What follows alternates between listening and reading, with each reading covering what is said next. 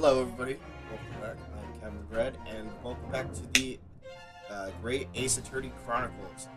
Last time, we defended ourselves in court and found the real culprit on who shot the professor. Now, we are going into the adventure of the Unbreakable Speckled Band. Let's get started.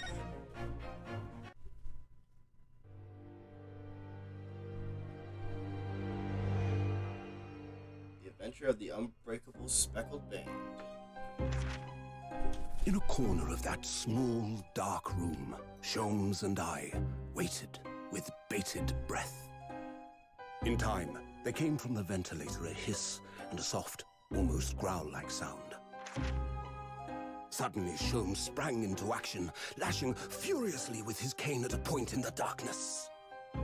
"You see it, Wilson?" he yelled, his tense voice... Wilson! I raised my dark lantern shutter, and the room slowly came into view. Sholmes was staring intently at one particular corner when he started whispering to me. The victim's most perplexing final words. The Speckled Band. I believe this is the terrible coil to which you referred, Wilson. In front of us was an enormous adder, its fangs bared as it threatened to strike. It truly was the most terrible speckled band I had ever seen. It's a snake.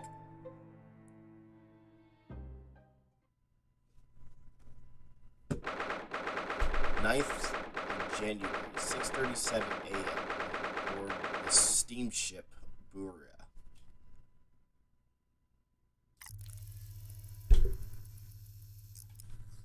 So then, let us unravel this mystery and discover what events led to this curious murder. Pray, do excuse me. The cabin door was bolted from the inside when the man was killed. No marks to suggest the bolt was tampered with in any way. So, this would appear to be a locked room mystery. In his final moments, the victim scrawled a message on the floor. Almost certainly with the ink from this upset bottle. A Russian word. So the victim was a Russian man then. And the letters are well formed, suggesting he was compos mentis at the time. This is a most extraordinary script. And evidently not penned by the same hand as this message. In fact, I deduce it was written by someone of a different nationality.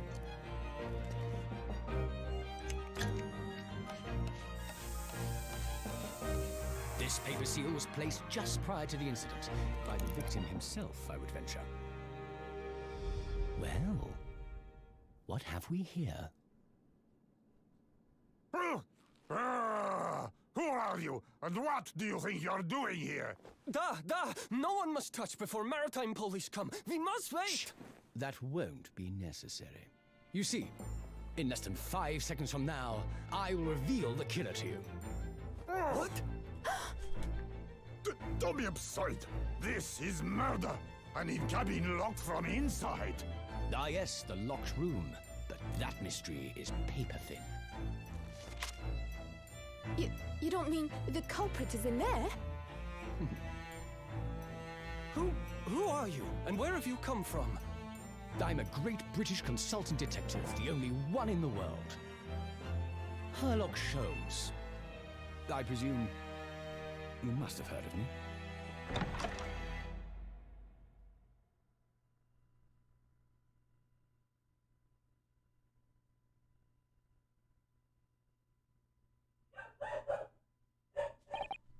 Ugh, my head is throbbing. What's going on? Something's not right here. There's trouble in the air.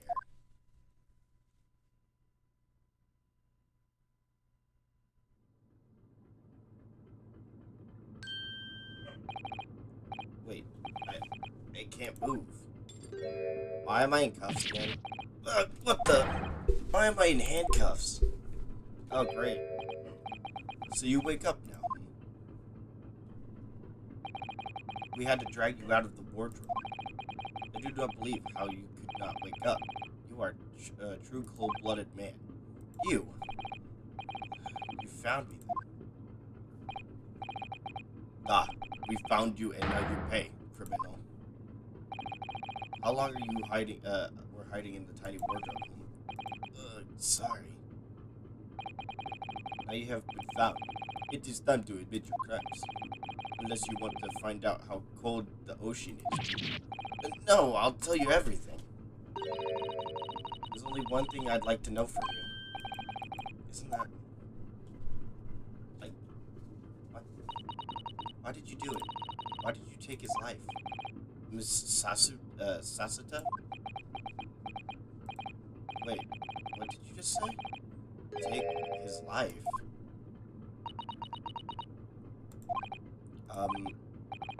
Where is he? Where's Kazuma? Ha! You pretend you do not know. You are a wolf in sheep's pelt. You are the killer. Do not try to make excuses. What?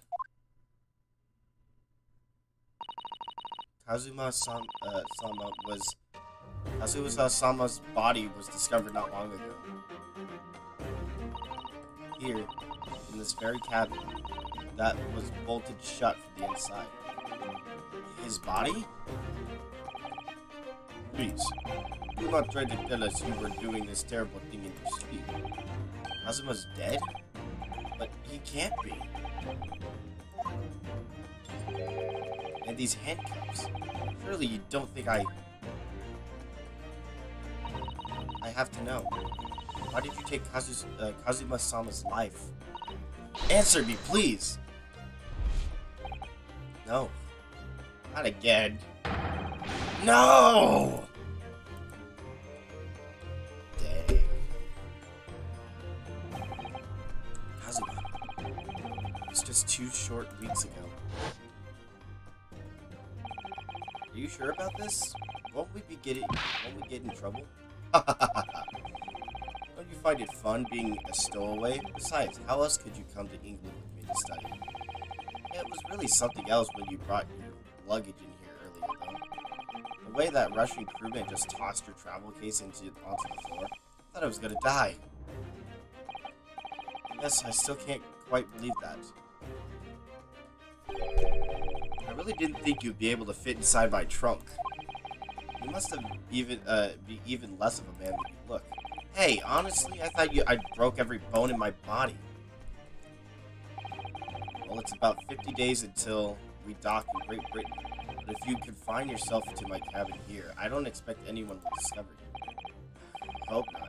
I get the feeling those Russians wouldn't be very forgiving of a stowaway. You're a sturdy bunch, that's for sure. What I want to know is, why do you need to keep it a secret from the young lady? From our faithful judicial assistant, Mikatoba, you mean? From your close friend, more to the important Shirley, we could confide in her, couldn't we? I don't believe she'd give me away. No, but if she knew what we'd done, that would make her guilty by association. It's best that only you and I know about this. I suppose so. Anyway, it's about the time that the steward is supposed to come and clean the cabin. I know it's cramped, but you'd better get in there. I think it won't be for long. Anyway, cramped compared to hiding inside my traveling case, it'll be a breeze. Yes, but what if the steward decides to open the wardrobe for some reason? I'll be in for it. Stop worrying. I'll tell you what. Why don't you write "keep out" or something on this piece of paper? What? Then I can stick it over the wardrobe doors once you're inside. I don't know. You've only been at sea for about 15 days. How could this have happened? We were supposed to be going on this adventure to England together. We leave you at next port. Stay quiet until then. Don't make more trouble for yourself. Murderer? No, I'm not a murderer. You said before. You said you admit everything about your crimes. No, that's not right. I mean, yes, I did stow away on this ship, but Murdering my best friend? No one else could have done it. Admit the truth. Satu-san. Please, tell me what happened. I need to know. Very well. But there is something I would like to ask of you, too. Those eyes. She looks like she's ready to destroy me. This nightmare is getting worse by the minute. I suppose all I can do is try to find out what really happened. Alright. Now it comes into the game where we talk about Kazuma's death. He really has been killed, hasn't he? This isn't just a bad dream. And these handcuffs. They think I did it. They think I'm Kazuma's killer. When they found him, the cabin was locked from the inside. What do you mean? There's no access to the cabin via a porthole window, and the bolt on the door can't be opened from inside. In other words, after the crime, the culprit couldn't have escaped these four walls. What? Or to put it another way, the culprit could only have been somebody inside this cabin. Or do you have some other explanation? This is impossible. How did he die then? What exactly happened? Are you still going to deny the charge, even despite the circumstances? Please, Satu-san. You have to tell me. Or Susato. Or Susato. The cause of death is still undetermined. They don't know how he died. The ship's doctor is examining the body, but of course he has no mortem analysis experience. I don't suppose we shall learn more until an expert has been consulted at our next quarter call. So presumably that means there were no obvious external signs of injury then. That's true, yes. About the incident. Can anyone tell me what actually happened here in the cabin? I don't understand it. Why would anyone want to kill Kazuma? Presumably that's something you know the answer to better than anyone. Please, whatever you say, you were here in the cabin after all. Well, yes, I was, but I was locked in there. He would always wake before dawn and do his training first thing in the morning. I was waiting outside his cabin as I have every day so far on this voyage. But this morning he did not come. I could sense that he wouldn't. Does that mean he was already dead when Satu-san arrived at his cabin door? I knocked, but there was no reply. And I started to become worried, so I went to find a member of the crew. The crewman forced the cabin door open, and when managed to get inside, dead. There was Kazuma-sama collapsed on the floor.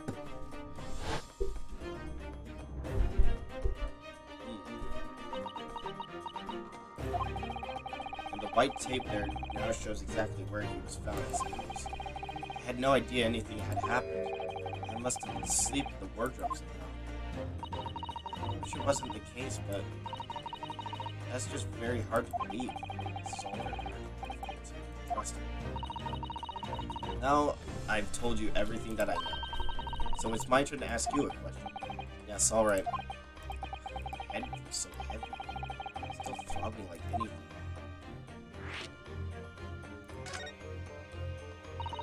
Why are you even on board this ship, Naruhado-san? You said something before about being a stowaway, didn't you? Oh, yes. I'm afraid that's true. It's 2 weeks since we left Japan now, and I've been shut up in this cabin the entire time. I had no idea. But how could you have occupied Kazuma-sama's cabin for so long without him noticing? No. That wouldn't have been impossible. That would have been impossible, obviously. Yes, of course. Kazuma invited me. He wanted us to go to England together. He actually asked you? But why? I'm afraid. I don't really know the reason myself. I don't understand. Kazuma, why do you want this? What's the real reason? Why go to such extreme lengths to smuggle me to England with you?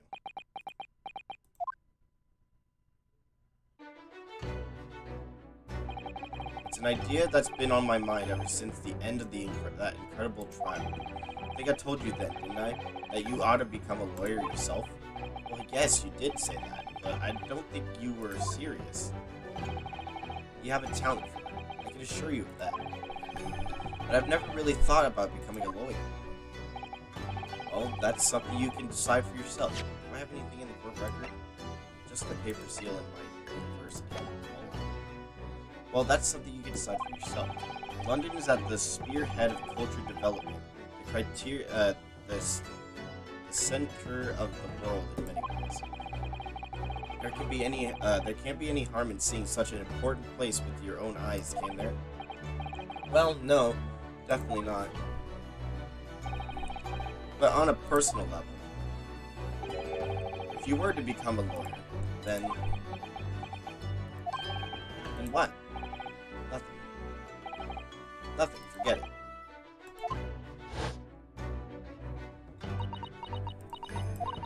Kazuma-sama he was always saying the same thing, that he wanted to change the Japanese legal system.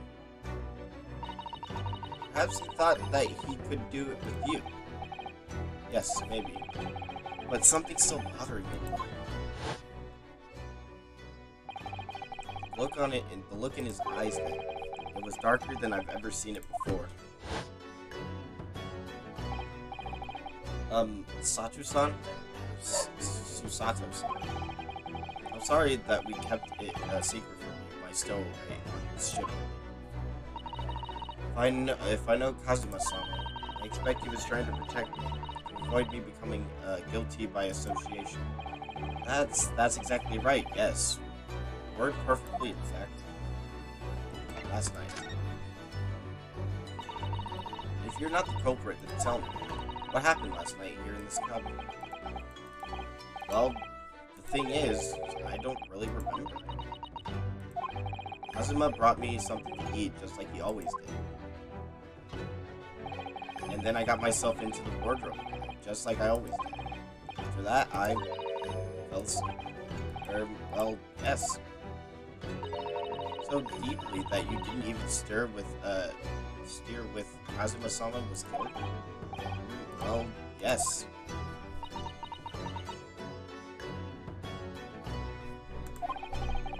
I know it sounds unbelievable, really, I do, but it's the truth.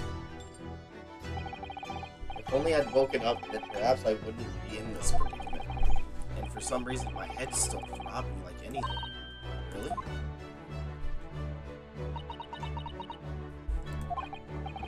Is something wrong? Oh, no, it's... Please forget it. Susato-san, you have to believe me, I didn't do it. I really don't want to doubt you. But the trouble is, there is no one else who could possibly have done this.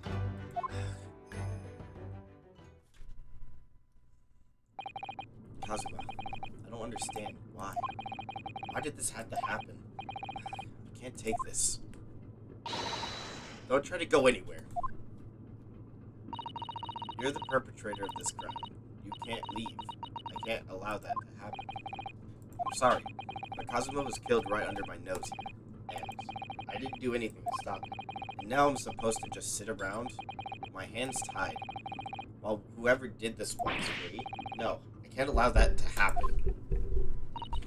Well, what do you propose to do then? I'm going to investigate. I'm going to find out exactly what happened here. I'm going to work out who took Kazuma's life and how and where, why they did it. So I'm sorry, but you're going to have to excuse me. Aya! You just freaking karate chop me? What the? That was a Susato takedown. Why am I upside down? A Susato what? What martial art form is that? I'm going to need you to prove it. Sorry, prove it? Yes, your innocence. I need evidence. But how am I supposed to? You've forgotten already what you achieved just a few weeks ago. You successfully defended yourself in court court of law. Ah, I see. She's expecting me to present some conclusive evidence. Well, if I was in the I was in the thing, and I had the paper, how was I supposed to put the paper on? If I was already in there. Show her some evidence right now that proves I'm... Yes! Tell me, when I was discovered in the wardrobe, was this piece of paper stuck over the doors? Yes! Yes, it was. I remember clearly. Also, Kazuma always put it in place whenever I went to sleep with her, just in case the cabin steward or another crew member decided to look inside. So naturally, he did the same last night as well. Ah, yes, of course. The gentleman who discovered you peeled that sign from the wardrobe doors before you opened them. But if I were truly the culprit, I couldn't have climbed back inside the wardrobe and stuck this on the outside of the door on my own. Yes, that's quite true. In other words, it's impossible that I killed Kusama. Or Kusama. Well, even if you are sprawled hopelessly on the floor, I can see why Kusama-sama thought so highly of you. Thank you, Satu-san.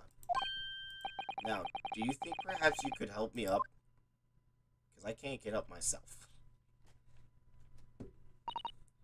Well, in the light of that evidence, I don't see any reason why I should stop you from investigating in here at least. Thank you. So you finally believe me. I'm sorry. No. There's no way I could have done it. What? I'm not sure yet.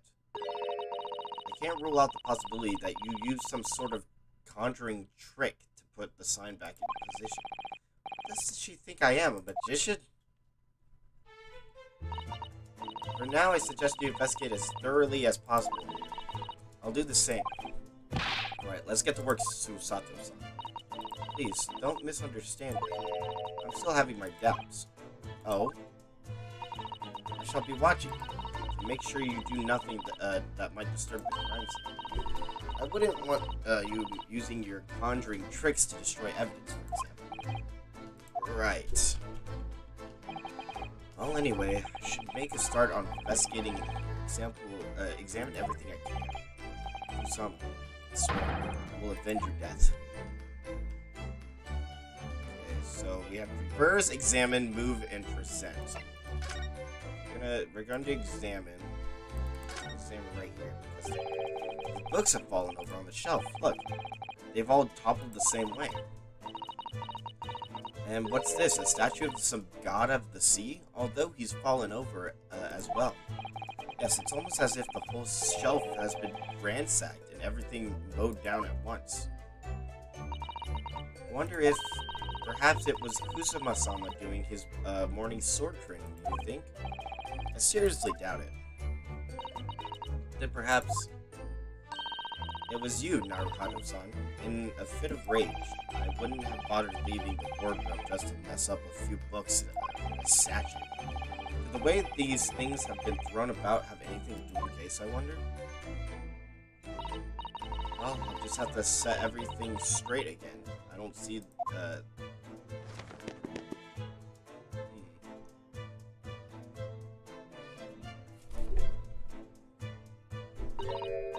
Oh dear, that won't do. Oh, what's the matter?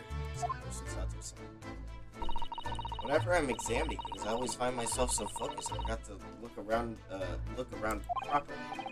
Yes, that's not good. I don't suppose you're as foolish as me in that regard, are you, Naruhado-san? No, I look around. I'm sure you're careful to look around using B and M. Now, let's investigate all corners of this cabin.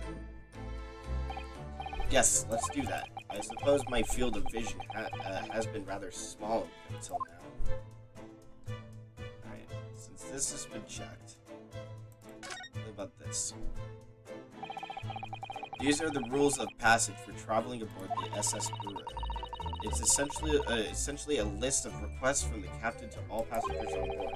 Passengers must not keep weapons or other dangerous objects in their cabins.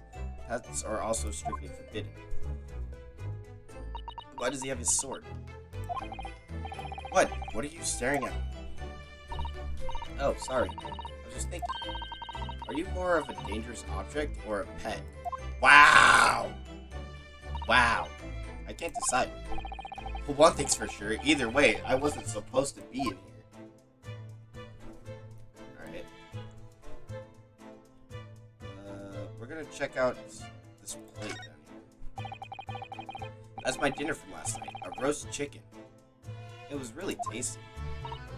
Yes, it was very delicious, wasn't it? But, did you eat it on the floor here? I'm not a dog, Susato-san. I ate it at the table, of course. Which begs the question of when and how the plate ended up on the floor. But Kusama-san didn't like chicken at all, did he? No, that's right. So he didn't touch it. Which meant all the more for me.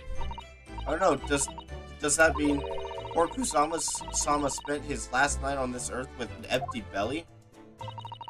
It's just too horrible. Now I suddenly have a guilty conscience and an achy stomach. There's a knife there too. What's that? What do you think this is? It looks like a broken piece of glassware.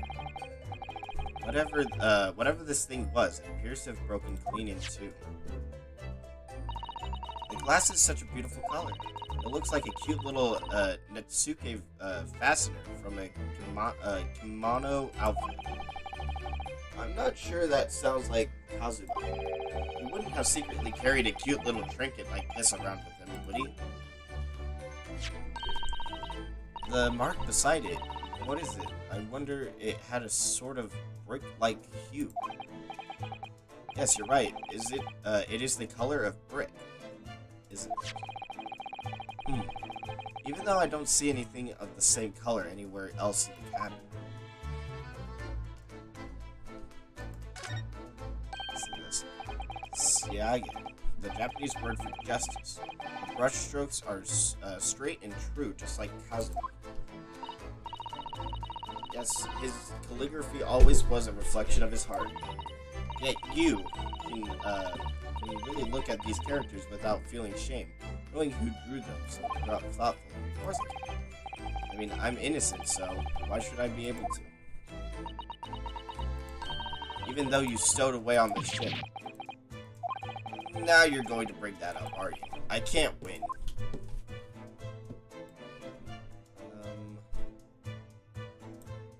This way. We're gonna look at his desk. This is where dear Kazamu-sama would have sat whenever he was writing. London Diary. Poor Kusama. He didn't even make it to his destination. It looks as though the last entry is incomplete, which means, what? He was in the middle of writing it when the incident happened? Let's see what it says. It could be a valuable clue. Hiya! Oh, that's out of the question. Kusama-sama may have departed this world, but you must not read his private thoughts. But what if it is something important, something relevant to the case? Alright, I won't read it. Poor Kusama-sama. I don't like praying into people's personal matters either, but in this case, isn't the need for clues more important?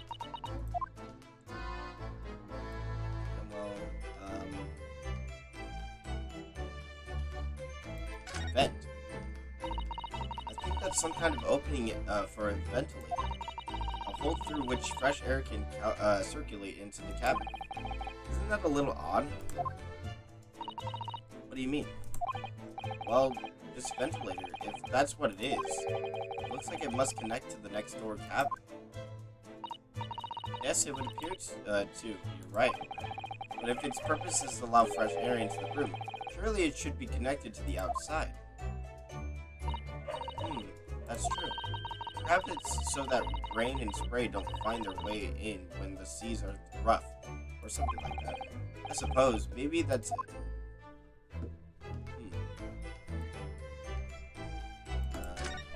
This case. That's a very large traveling case, isn't it? Yes, it carries a lot of memories for me. Memories? What do you mean?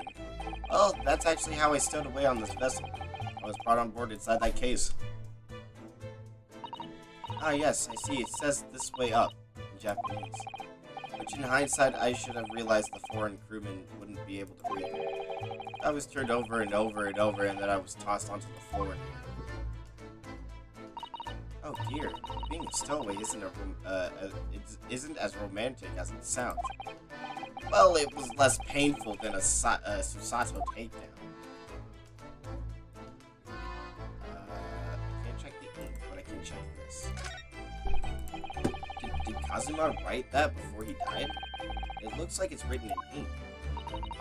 He must have knocked the ink pot from the desk when he collapsed on the floor. If he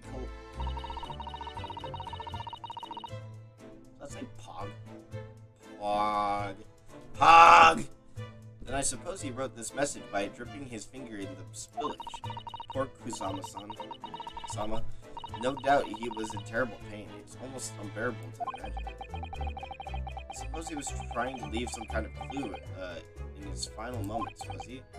Sorry, partner, but I can't read your writing.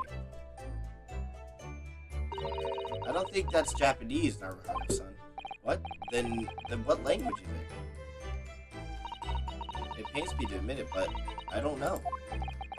It's not a foreign script, really. What does it mean? What the heck? Who's that? He wasn't there a minute ago. As far as I can tell, it looks like he might be European. Is he gay or European? Oh, how did he... You noticed the man too, have you? I have no idea who he is or how he got in here, but he looks suspicious and tall. Suspiciously tall. Naruto-san, don't tell me. Do you really not know who that is? Well, no, I don't have any foreign friends or acquaintances at all.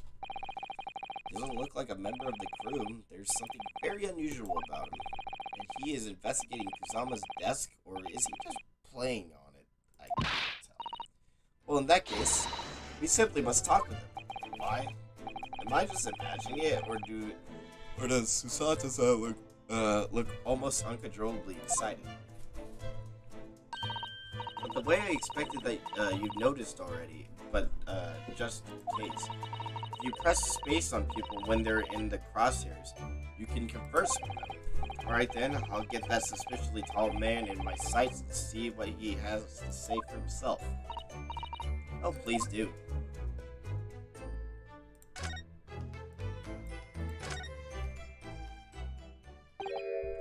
Excuse me. Excuse me, do you have a moment? Shh. This is a critical point in my investigation.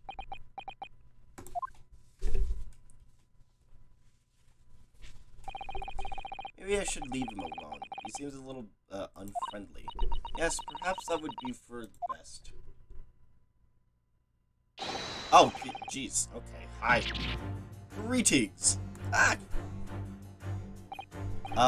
What exactly were you doing on Kusama's desk just now?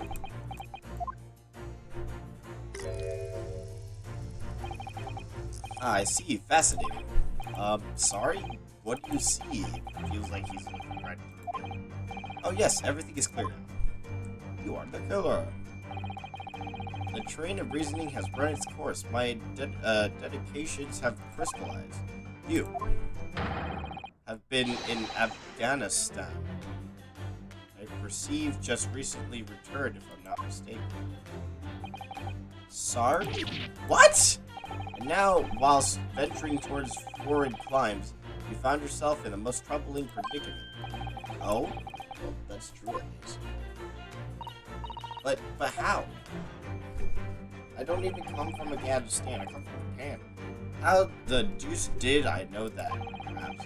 It was really a most elementary deduction, hardly worth explaining. Have you perhaps managed to deduce anything else? But of course, a great many things. There is no mystery, my dear madam. For example, you have filled your native land of Russia. You have fled your native land of Russia, being as you are a merciless revolutionary. You leave 16 victims of assassination in your wake and now travel to England to blow up the Crystal Tower. And when the bare-boned occupant of this very cabin discovered your identity and you ended his life too. Yes, I believe that summarizes the fact beautifully. No need to hide the truth now. Nothing deceives these eyes. Just to be clear, you were talking about me, are you? Certainly I am. You are very much wrong. Do you see another in this cabin who fits the bill, a Russian assassin with 16 victims under his name? I don't even see one person who fits that bill.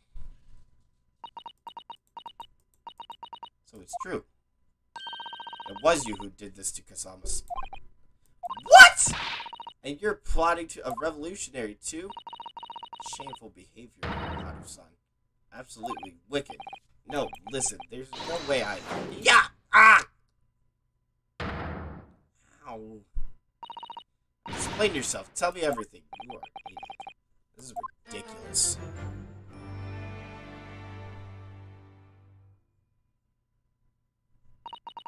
How could you do it? For pity's sake, open your eyes. I'm not a Russian revolutionary, obviously. Oh, forgive me. And as for you, what kind of deduction was that? You were just saying the first thing that came to your head. Ah, but was I not right? Whilst venturing towards forward climbs, you do find yourself in the most troubling predicament, do you? Well, yes, maybe. Ha! There you have it, you see? What do you make of that, Well, to be honest, doesn't change the fact that the ship is en route to England, and I'm in handcuffs at the scene of a murder. So I'm not really sure you could call it deduction. It's more, plain observation. Indeed, an observation, my dear boy, is the base of all deduction. My method is founded upon the observation of truffles you see. I announced my findings with a brassly certitude. And more often than not, I am right. Huh? I don't think you introduced yourself. Ah, my apologies. How remiss of me. I'm none other than the greatest detective of the century, known to men and women of the world. World over.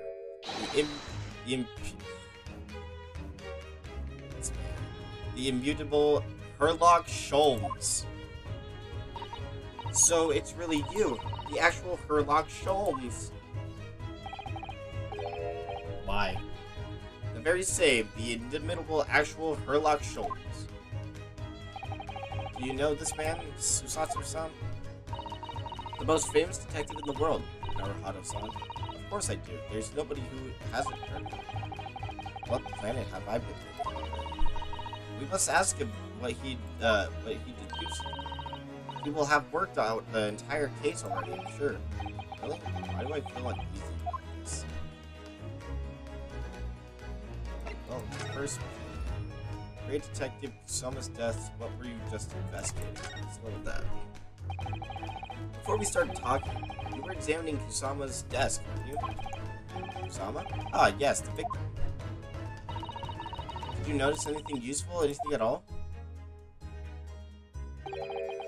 Observe for a moment the desktop of the victim. We see that the victim was engaged in penning some text. London Diary. Kusama was keeping notes of the trip. Ah, but I don't think you should read his private writings. It could upset you. Tragic. And something you ought to perhaps include it before the act of reading. You mean you've read it already? It is my business to know what other people do not. Yes, believe it or not, I know the smattering of Japanese. Oh, I see. Oh, you're about to know what a Susato takedown is. Susato-san? Are you going to throw the detective with one of your trademark takedowns? I'm sorry, Naruhito-san. What on earth do you mean? Life is so unfair! Anyway, to return to the matter at hand, namely this diary belonging to the victim. It would appear the final sentence is incomplete, as the author were short. Tell me, what is the nature of the writing? Pray be precise as to detail. Oh, but I thought you knew Japanese. A smattering, dear boy, I'm a smattering. Sayonara, bonsai, mikado, nado. Trust you're suitably impressed. Huh? But this diary is literally with complicated looking characters of which I can read precisely. So what was all that showing off about before then? If you would be so kind as to show me, I would be happy to read it for you, Mr. Sholmes. I'm much obliged, my dear madame. The final entry here in Kusama-sama's diary consists of just 2 short sentences. The first reads, 1:23 a.m. I can hear a faint whistling sound. A whistling sound? These are very deep waters. Pray go on. The second sentence reads, 1:35 a.m. What looks like some sort of speckled band is dangling from the ventilator's grail. Speckled band? What on earth does that mean? I have no idea. I've never heard that expression before. The ventilator grill, you say? The man was presumably referring... Yeah, he was referring to that. The air duct. To the latest, they're on the wall, which connects to the adjoining cabin. Yes, the adjoining cabin. Kusama's diary has been entered into the court record. A diary Kusama was keeping his trip to London. According to the last entry, he made his death. Before his death, he spied what appeared to be a speckled band. So he died by seeing how it might have been a snake that killed him. It would be a person's snake. That is something we need to deduce. Have you managed to deduce anything about this particular case yet? Have I managed to deduce anything, my dear fellow? Who do you suppose discovered the culprit in his most cunning hiding place? That's right. It was me. It was none other than the great detective before you now, Mr. Herlock Sholmes. Ah, I see. In other words, I'm in these now because of him. When I became anxious about Kusama-sama this morning, I summoned all the crew members to force the cabin door open. And I concealed myself among their numbers, gaining entry to the scene of the crime. Yes, luckily for everyone, the great detective Herlock Sholmes was on board. And the handcuffs seemed to be an excellent fit, Mr. Naruhito. The very moment I laid eyes on the scene, 2 facts were immediately apart. Oh, really? 2 facts, you say?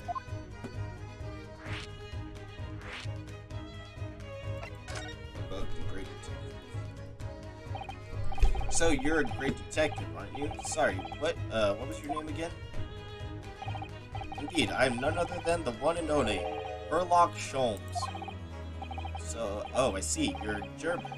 Herlock, wasn't it? No, I have no her. I mean, I have hair. Please call me Sholmes. Herlock Sholmes. You can read all about my exploits in this exciting London publication. Oh yes, Grandest magazine full of wonderful short stories and interest articles from Great Britain. I never miss an issue. I have it set from England especially. Ah yes, here it is, The Adventures of Herlock Sholmes. So, you're the protagonist in a series of short stories. Indeed I am. And you've read so many of your own stories, you've started to think you really are a detective. Make no mistakes, I'm not the poor, deluded fellow you take me for. Your inference is backwards. Backward? My trusty biographer recorded my greatest detective achievements and chronicles them in the magazine. I have a biographer. You have a biographer. Doesn't everyone? My mine goes by the name of Dr. Wilson. Persistently keeping shop in Dr. Wilson. Wilson. I must say, thanks to that publication, I've been fantastically busy. By this very moment, I'm returning from Asia, having solved the mystery of a cursed royal crown. Really? I can't work out whether I should take this man seriously. Deduction, you see. It is, to me, a science-logical reasoning in its purest form. A science? Really?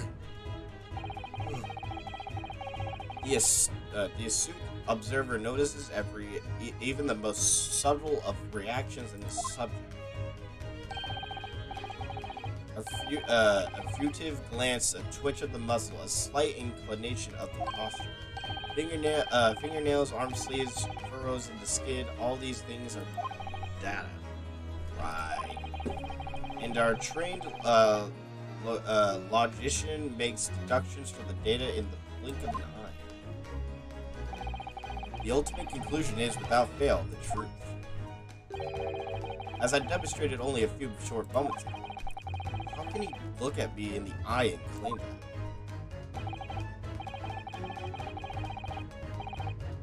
You see, I have a turn both for observation and for deduction and fame. That is what makes me the one and only heir. No, Herlock Sholmes. Right, 2 facts. Mr. Sholmes, tell us please, what 2 facts were apparent to you when you came into this cabin this morning? Yes. But first, let us be precise. The 2 facts in question were immediately apparent to me. Yes, I understand, but what were they? Allow me to elaborate. The 2 facts that I deducted from a mere monetary glance at the scene of the crime were as follows. Number 1, the cabin was locked from within, rendering escape of the culprit out of the question. Number 2, the victim was Russian and killed following a dispute with the... Wait, he's not Russian, he's Japanese. Hold on, Mr. Jones. What makes you think the victim was Russian? Observe the dying meshes left in the victim on the floor. But the victim is Japanese. Chapepog. That is Russian word for wardrobe. Do you really think Kazuma-sama could have left the dying message in Russian? He didn't even know Russian. In their final moments, many find their native tongue filling their head for this young man Russian. Kazama was Russian? Was he? Initially, I considered Gardero may be the name of the killer, a certain Robert Gardy, perhaps. But in the interest of the thoroughness, I decided it would be wrong not to look inside the wardrobe there at least, where you found Mr. Naruhito sleeping soundly. What's up? You found him, the renowned Russian revolutionary killer. Why is it that I'm Russian too? I observed that you were wearing the same attire as the victim. In other words, you were acquainted. And if my memory serves, that outfit is the traditional dress of the Russian people. Are school uniforms the traditional dress of the Russian people? I had no idea. I had no idea a detective could get something so wrong. I took a photograph of the victim and the message that I might analyze it for the possible hidden details. So he has a photograph. this. This was taken immediately after the young man was discovered before the body was removed. Yes, Kazuma had already been taken away when I woke up. This is the first time I've actually seen him like this.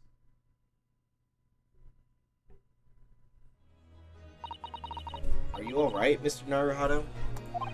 Oh, yes, thank you. The photograph of the crime scene has been entered into the court record. Can I ask you something, Mr. Sholmes? What pray? You mentioned Russia before as well, didn't you? You know, you said I was a fearsome revolutionary fleeing from Russia and all that. Ah yes, the train of reasoning that led me to the truth. Would you mind explaining that train of reasoning to me, do you think? I don't know what that says. Certainly if it interests you. How many times is not... I'm not Russian. I don't speak Russian. I think that means okay. I don't speak Russian. Can we talk about your deduction before the things you conclude about me? I mean... the now famously accurate troubling predicament you find yourself in. Actually, it was the other details that I was more hoping to discuss. You know, the miraculous Russian revolutionary and assassin of the 16 part. Ah yes, the more sordid details. It was a fairly commonplace deduction. Here we have this morning's paper. The main headline reads: Revolutionary Valian Broshokovic flees Russia via Shanghai. This vessel made a port call to Shanghai. Oh no, that's Shanghai. Shanghai. Yesterday, the last night, the young Russian was murdered. She's not Russian. She's Japanese. Since when was Kuzuma Russian? It sounds like Mr. Sholmes has concluded he was Russian because of what Kuzuma-sama wrote on the floor. It was a simple act of reasoning to realize that the culprit of the crime was the same miraculous revolutionary, one who had killed the very man who helped him escape after his true identity was discovered. Yes, you. Violin Roshevik. No. How could it be me? I don't look anything like this man. Just look at his face. Well, you are a fearsome revolutionary after all. Therefore, you have no doubt learnt the revolutionizing your appearance as well. Please. And I might add, your name does not appear on the ship's passenger list. Need I say more? What's that? Well, that's because I'm a stowaway. What about the other details? The 16 victims of assassination and blowing up the Crystal Tower? Ah, yes. The journalist clearly interviewed the man and printed all these particular particles in the article. The deeds the man has perpetrated thus far and those he's plotted. Yes, everything about this revolutionary Broshovic was included. There can be no mistake. Do revolutionaries really usually agree to interviews with newspaper reporters, I wonder? And what about the parts where you said I was just returning from Afghanistan? Also quite clearly stated here in the article.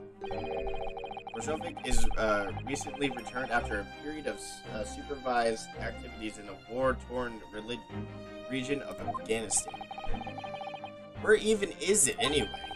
This Afghanistan place? Here, take the paper for yourself, as a little memento of this great production. Oh, thank you? I've absorbed all of this of interest to me when it's pages, but I see no rubbish with it. Okay, so this is going to be going in the court record. And you may find the article on the back page of interest as well. In the back? Ask your eye over it sometime if it interests you. Take you through. You may need someone to interpret. Well, let's look at it. Oh, what's this? This is interesting. Have you found something irrelevant, Naruhodo-san? Well, no. I mean, it looks like it might be interesting. I can't read a single word, I'm afraid. No, nor can I. But look at this picture. Perhaps it's about a beautiful young Russian princess, do you think? She is very pretty, isn't she? I suppose you enjoy articles like this, do you? I don't know. I can't make any sense of it. I'm glad you noticed this article. Ugh! Allow me to give you a short summary of its contents. Oh, thank you. He pops up everywhere this shows. It's about the disappearance of a young lady last night. Renowned prima ballerina of the Novich ballet disappears from Shanghai. During a performance in Shanghai, the famous dancer was reported missing. She is, of course, the talented young Nikolana Pavlova. Why are Russian names so hard to remember? It would appear the woman was in costume when she was found to be missing from her dressing room, wearing the diamond tiara she pictured, which is worth some 20,000 rubles.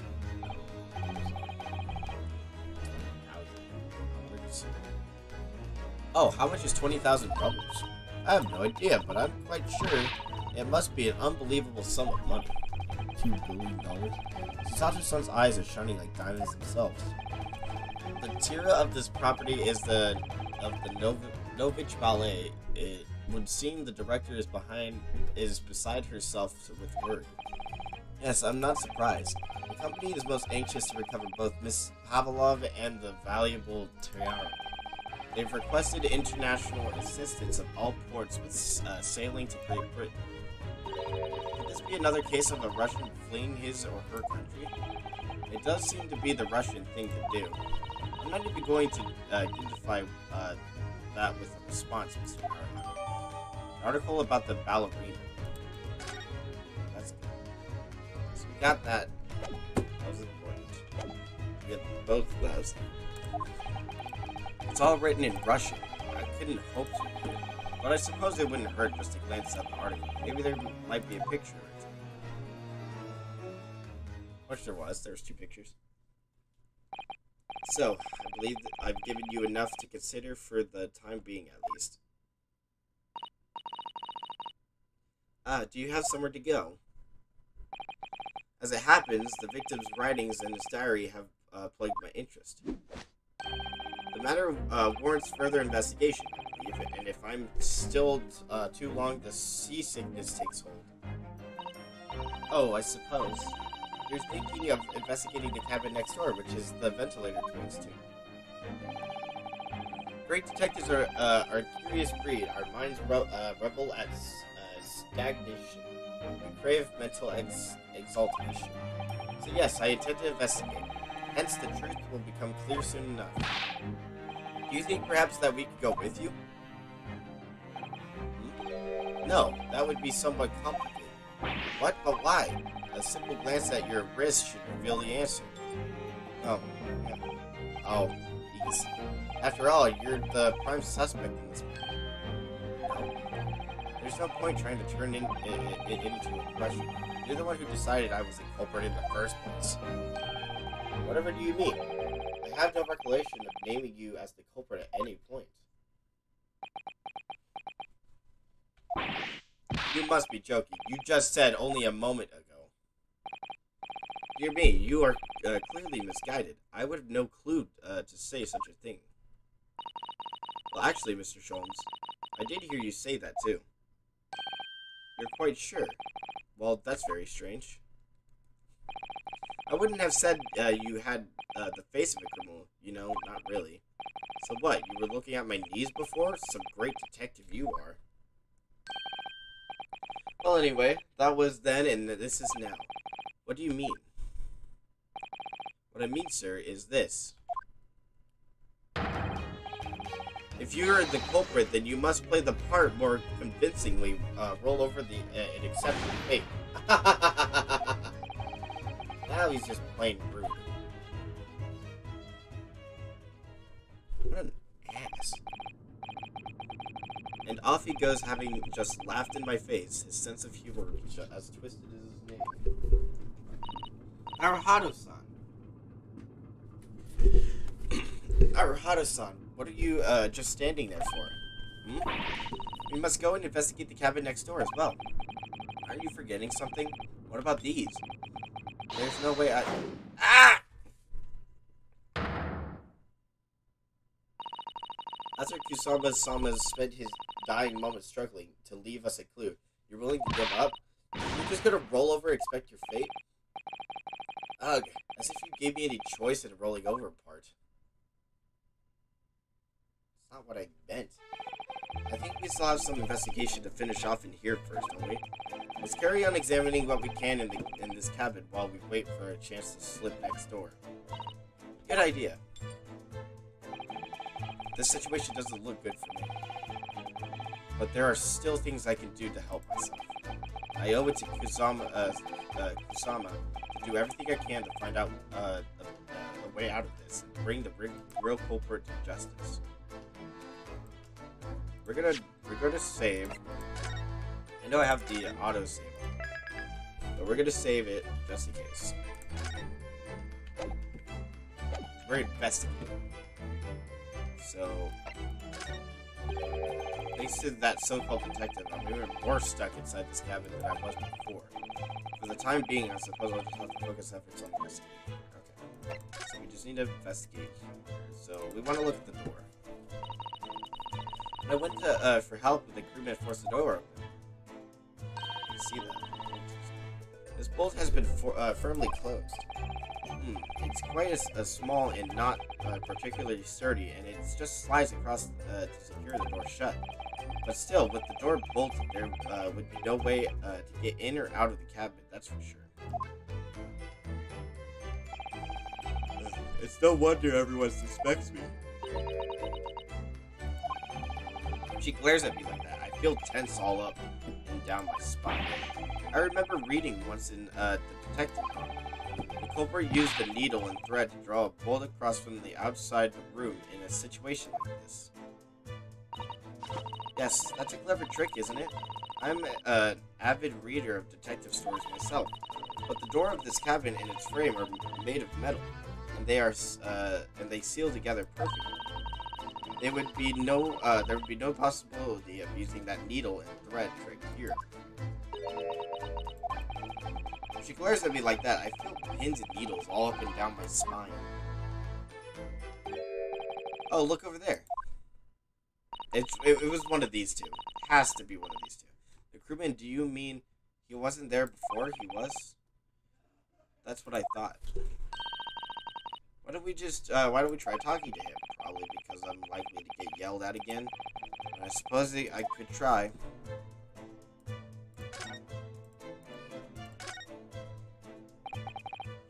Is that something wrong, Naruhito-san?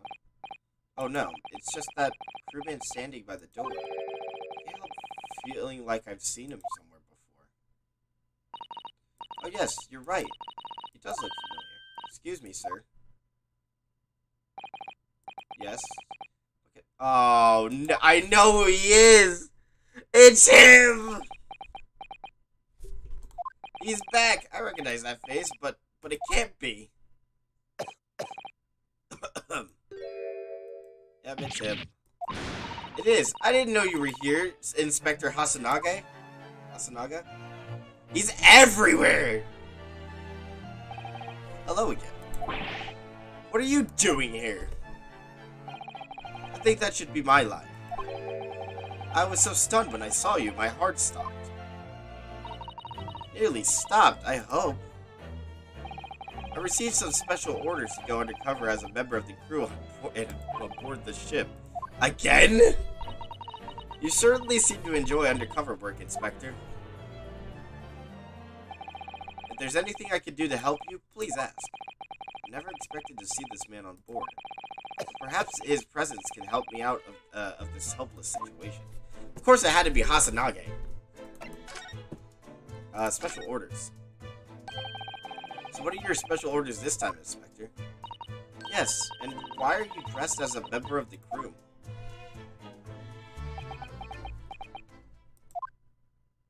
I cannot tell you that. I'm so sorry. I'm so sorry. This is all my fault. I took full responsibility. For what? My orders were to act as Asoga-san's bodyguard. It was Minister of Justice Gioku who pushed for this overseas study tour to go ahead. He entrusted me with ensuring that Asagoi-san reached Great Britain without being assassinated. Assassinated? How could that even have been a possibility? I'm not sure, but these are complicated times. There are tensions between the world's greatest powers. Minister Jijoku said we should be prepared for all eventualities. This is incredible. I don't believe it. Kazusama was assassinated? Obviously, we couldn't give Asogi-san a visible security escort. Which is why I'm undercover now, posing as one of the crew. I see. And I didn't take my eyes off him the entire time we've been on board, from morning until night every day. And I never imagined it would happen here, inside his own cabin, not here on the first-class deck.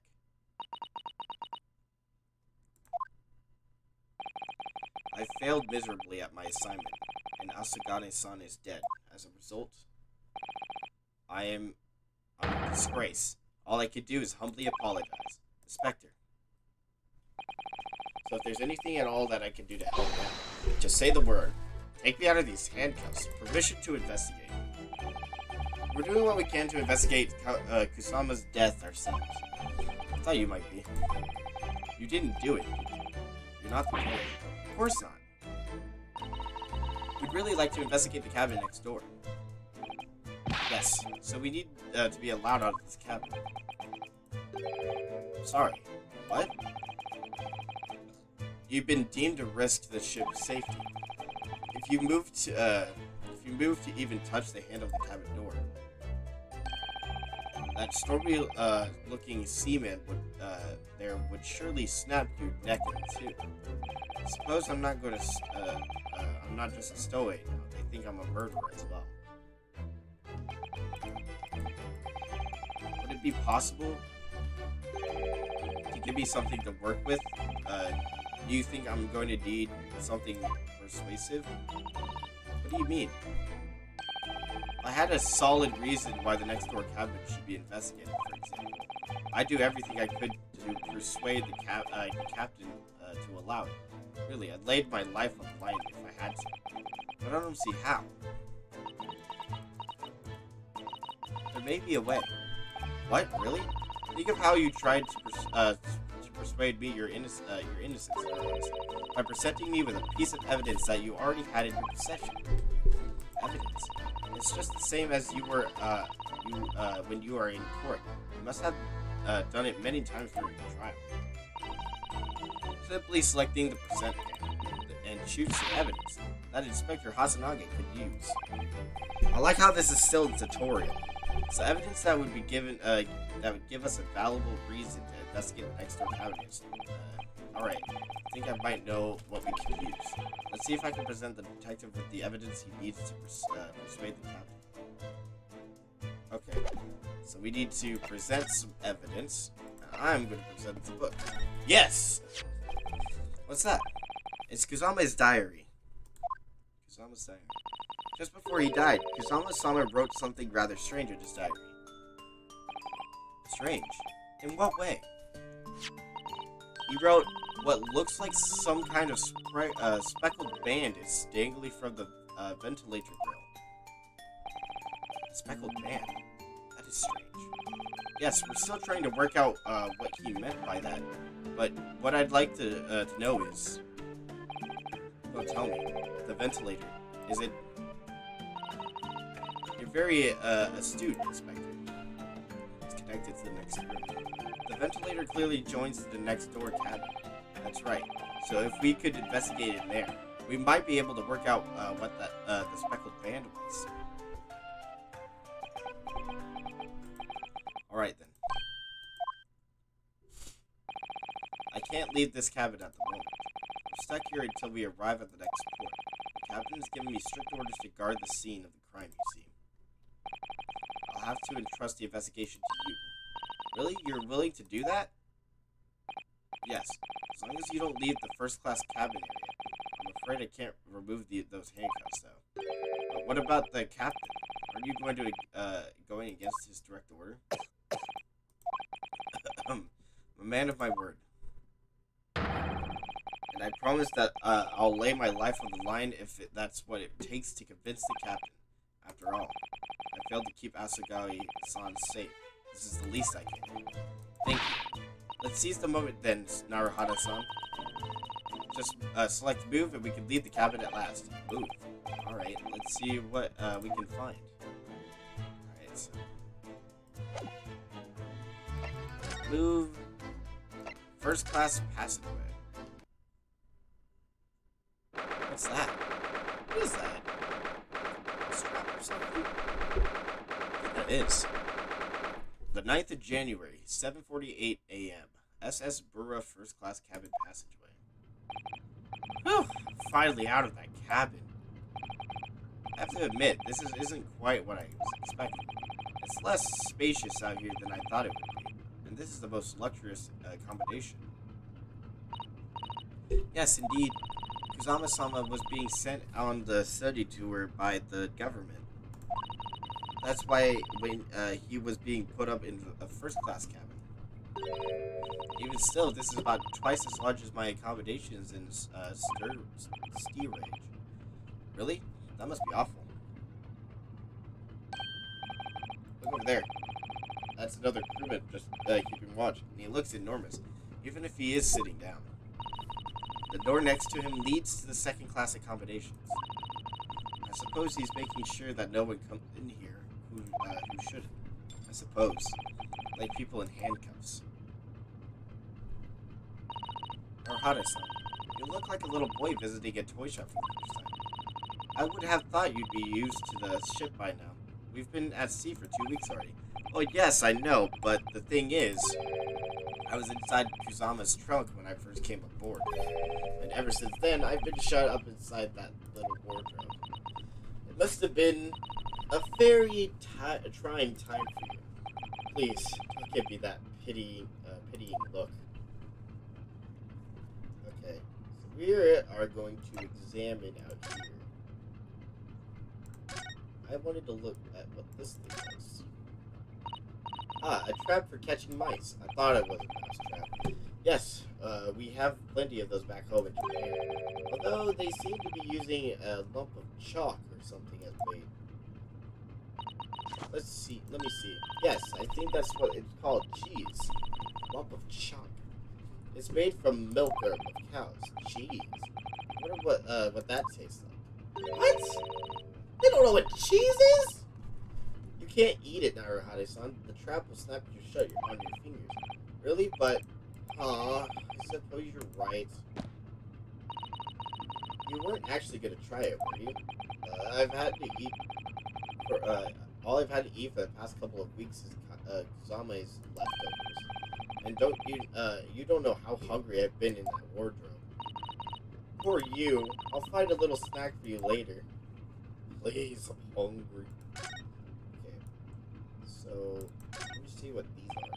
That's a huge book on top of the table there, and there's a pen next to it. Yes, that looks like the ship's log. Shall we have a little look through? The writing is so neat and precise. Every detail about the voyage has been meticulously recorded. You wouldn't expect a rough and ready sailor to have such beautiful handwriting. And nothing. No reaction at all. I thought he might appreciate the compliment. He's just sitting there just like, I'm ready to just take anyone out. I'm not sure that rough and ready is much for a compliment, Naruhara-san, even if to a sailor. Anyway, last night's log is mostly blank. Presumably that means there was nothing to report.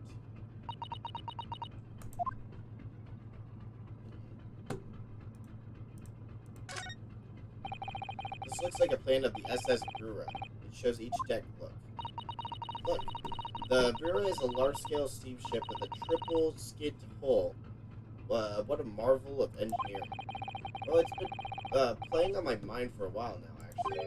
But how is it that such a huge lump of metal doesn't just sink into the bottom of the ocean? Well, that's really quite simple, Naruhade-san, is it? Well, consider the Japanese archipelago, the island of Japan. Yes, they're not metal, but they are enormous lumps of earth, many times larger than a ship.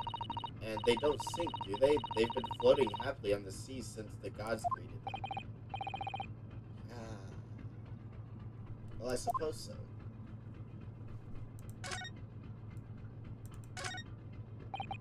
What do you think this is? It's a very pleasing shape, isn't it? It's the emergency alarm. It's probably best not to touch it. I want to pull it. Oh, an alarm? It says press only in times of emergency. It looks as though it sets alarm bells ringing all over the ship. It brings the vessel to a complete stop. Oh, this I have to see. What are you doing, Naruhade-san? You mustn't touch it. If this is an emergency situation, just look at these handcuffs. You know full well that's not what the alarm is for. If you were to bring this vessel to a standstill for no good reason, you'd be in an even worse situation. I wish everything would just stop, this ship included. If you have to do something foolish, at least make it something that doesn't affect anyone else. Jeez. Okay, well, I guess we might as well move. No, I guess we can't move anything there yet. I guess we have to send the door. This is it. This is the cabin next to ours. And the one the ventilator connects to. Yes, the ventilator from which Kazame-sama wrote that he saw a speckled bandit murder. Maybe whoever is in the cabin can solve that particular mystery. Let's take a look. Uh-oh. Hi. Oh, excuse me, we, need to get inside this cabin here.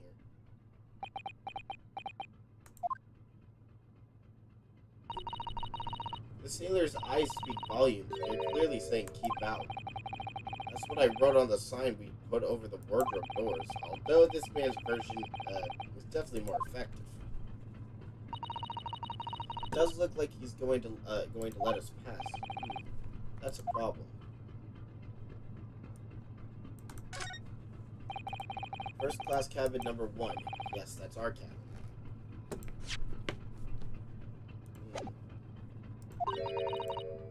Not our cabin, just Kazame's. Sorry. Your accommodations is confirmed to the wardrobe inside the cabin.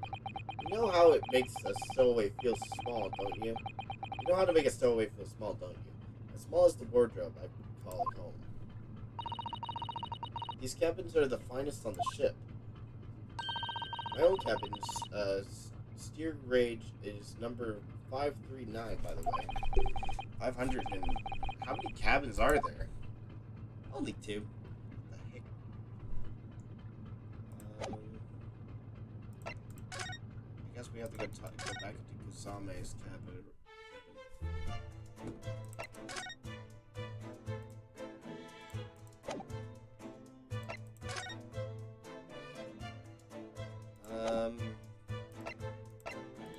No, apparently we have something to do here.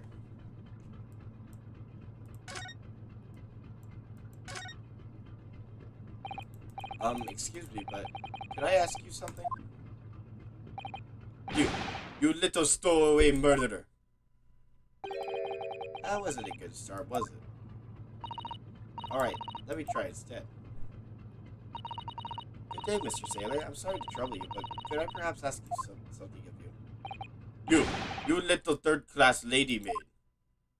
Oh, dang. Oh. We seem to have caught the sailor on a bad day, Sato-san. I'm not a sailor. My mother gave me a name. I am senior crewman Biff Storginov. Is it Stroganov? Phew, the best thing is just to avoid eye contact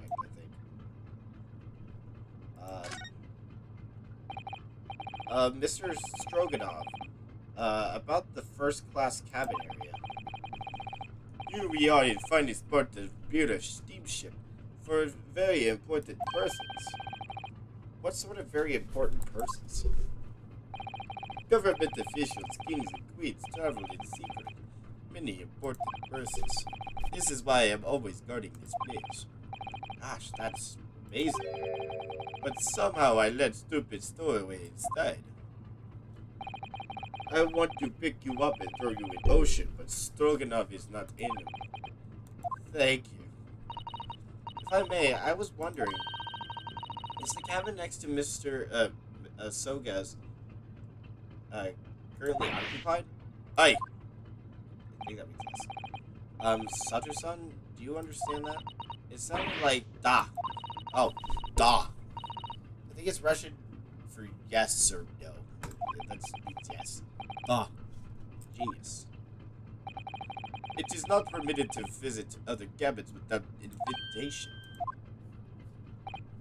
Well, it sounds like there is somebody in the next door cabin at least. Yes, it's tantalizing.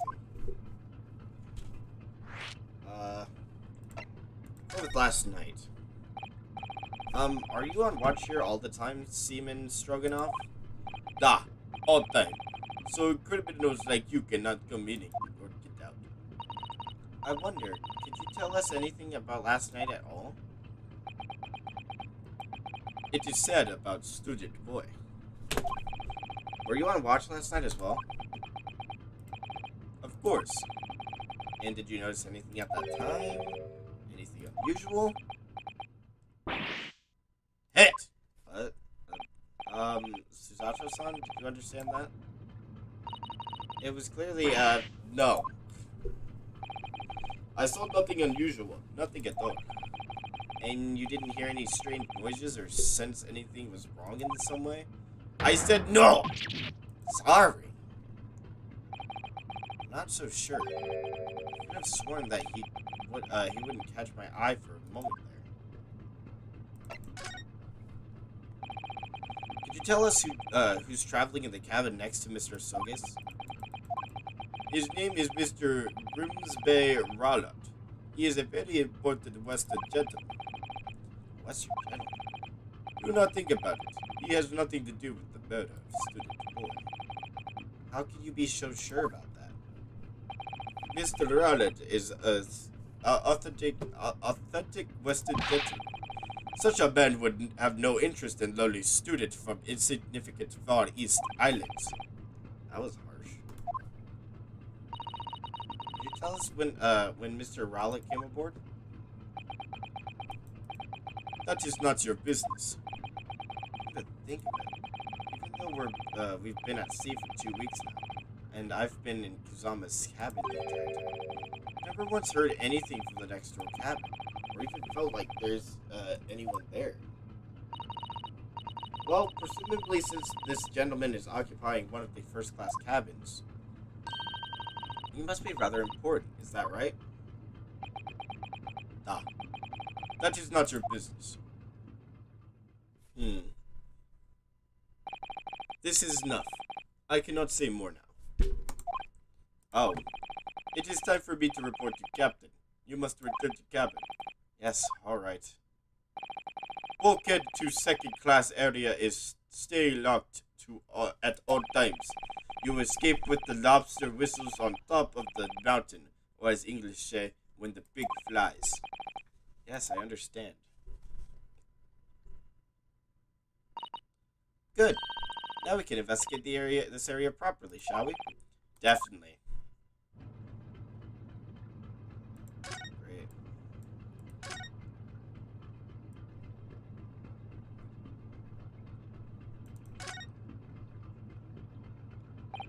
This is it.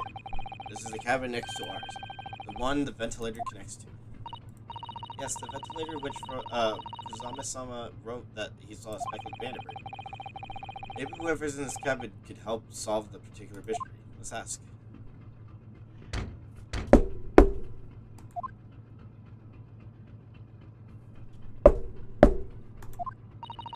No answer.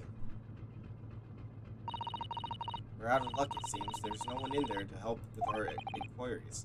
How annoying. Ah! What was that? It came from inside the cabin. Such a high-pitched scream. It must have been a woman. Stand aside. I'm about to break the door down. Mr. Sholmes, I shan't be stopped when the fit is on me. I reveal in kicking down doors off their hinges.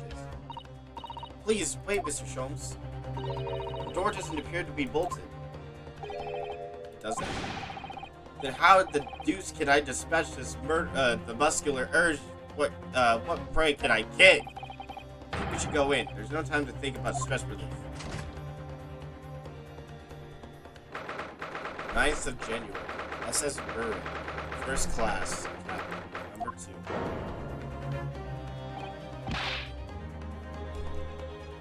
That's the murderer guy. Oh, who are you? A Western gentleman. This man looks Russian to me. We heard a woman scream. A woman? Don't be absurd. As you can see, there's nobody but me in this cabin. True, this old man does appear to be the only person here. In that case, who just screamed? Get down, all of you! Now! Please excuse the intrusion, but you're Mr. Grimsby Rowland. That is a murderer right there. That's the murderer right there. Yes, that's me, and you are? I am the one and only, the actual Herlock Sholmes. You've heard, no doubt. Oh. I'm a great detective among detectives, one who adores the covers of popular magazines no less. So I assure you, you must trust me completely. The man uses that magazine like a business card. A detective? Do not trust detectives. We distinctly heard a scream emanating from within these walls. But there would appear to be a lady concealing herself within the wardrobe this time.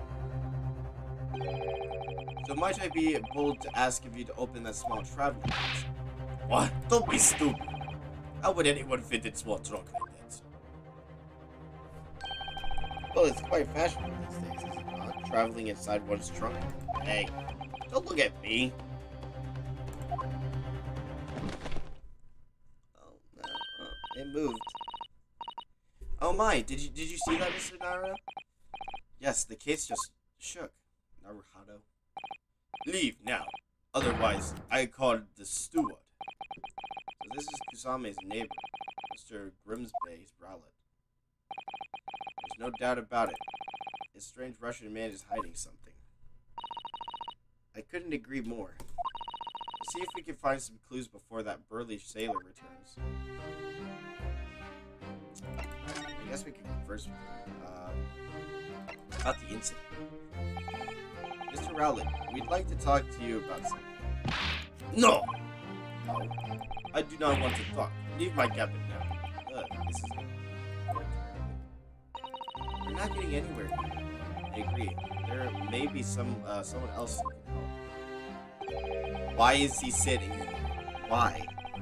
Perhaps a great detective can get someone like Mr. Rowland. I guess this means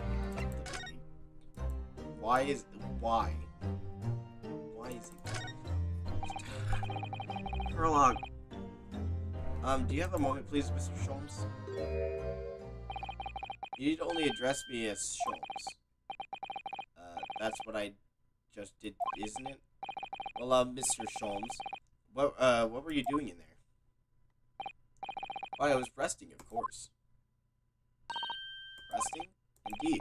I was contemplating our sea voyage from the confines of the wardrobe whilst waiting for the inevitable time that you would need to call my great powers of deduction into service. Oh? And it would seem that the hour is upon us now. The time has come. Am I mistaken? Well, no, actually, you're spot on. For once. Observe closely.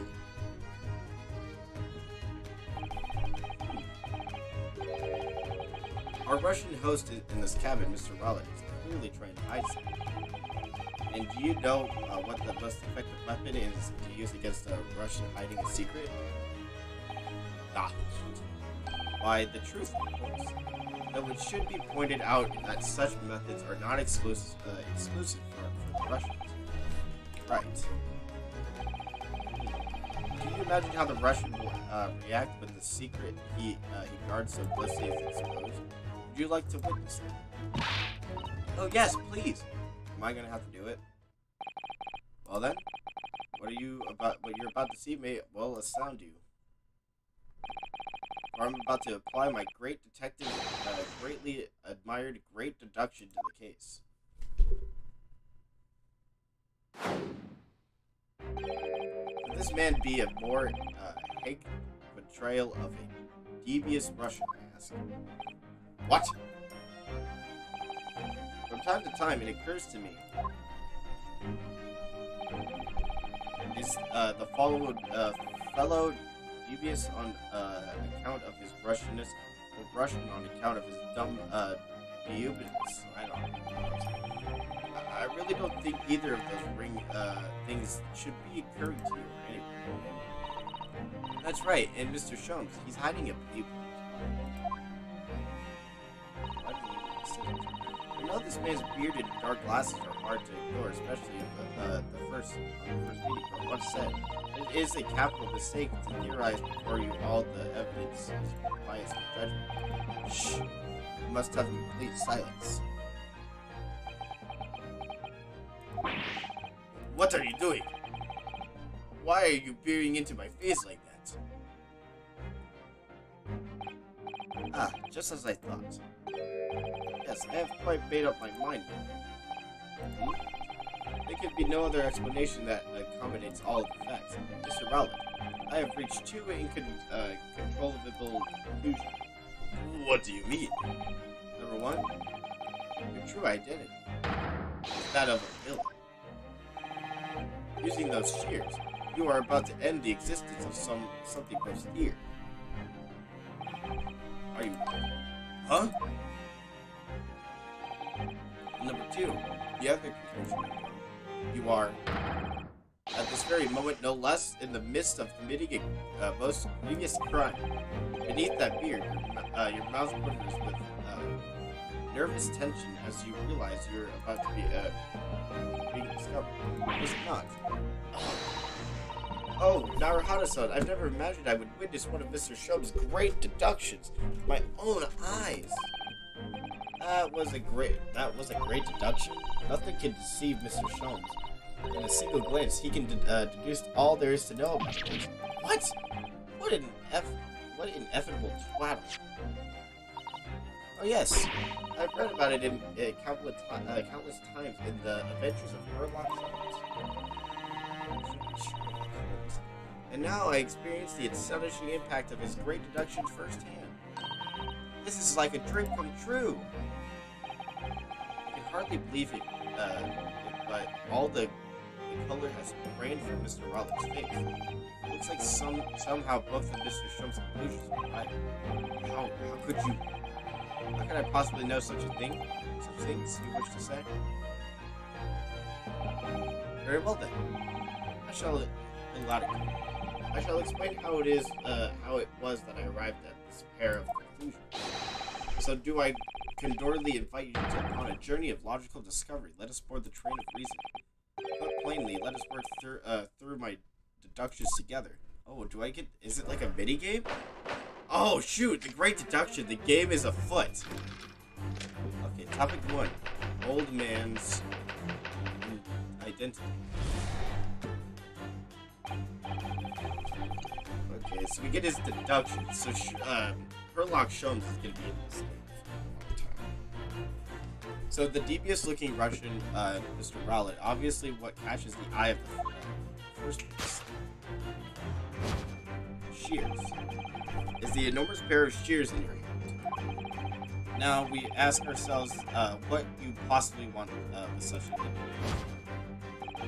The answer, of course, is staring at us in the face. You were on the verge of using the shears to cut away the copious beards. Now moving on. The question then begged is this: why would you desire to rid yourself of the this magnificent beard display? Once again, the answer is plain. We have clear evidence to shed light on the matter. Regard, if you will, this morning's newspaper, in particular, a fascinating front-page article, which is, it would appear you have read also. Yeah, I thought that was it. I'm sure it needs no further clarification.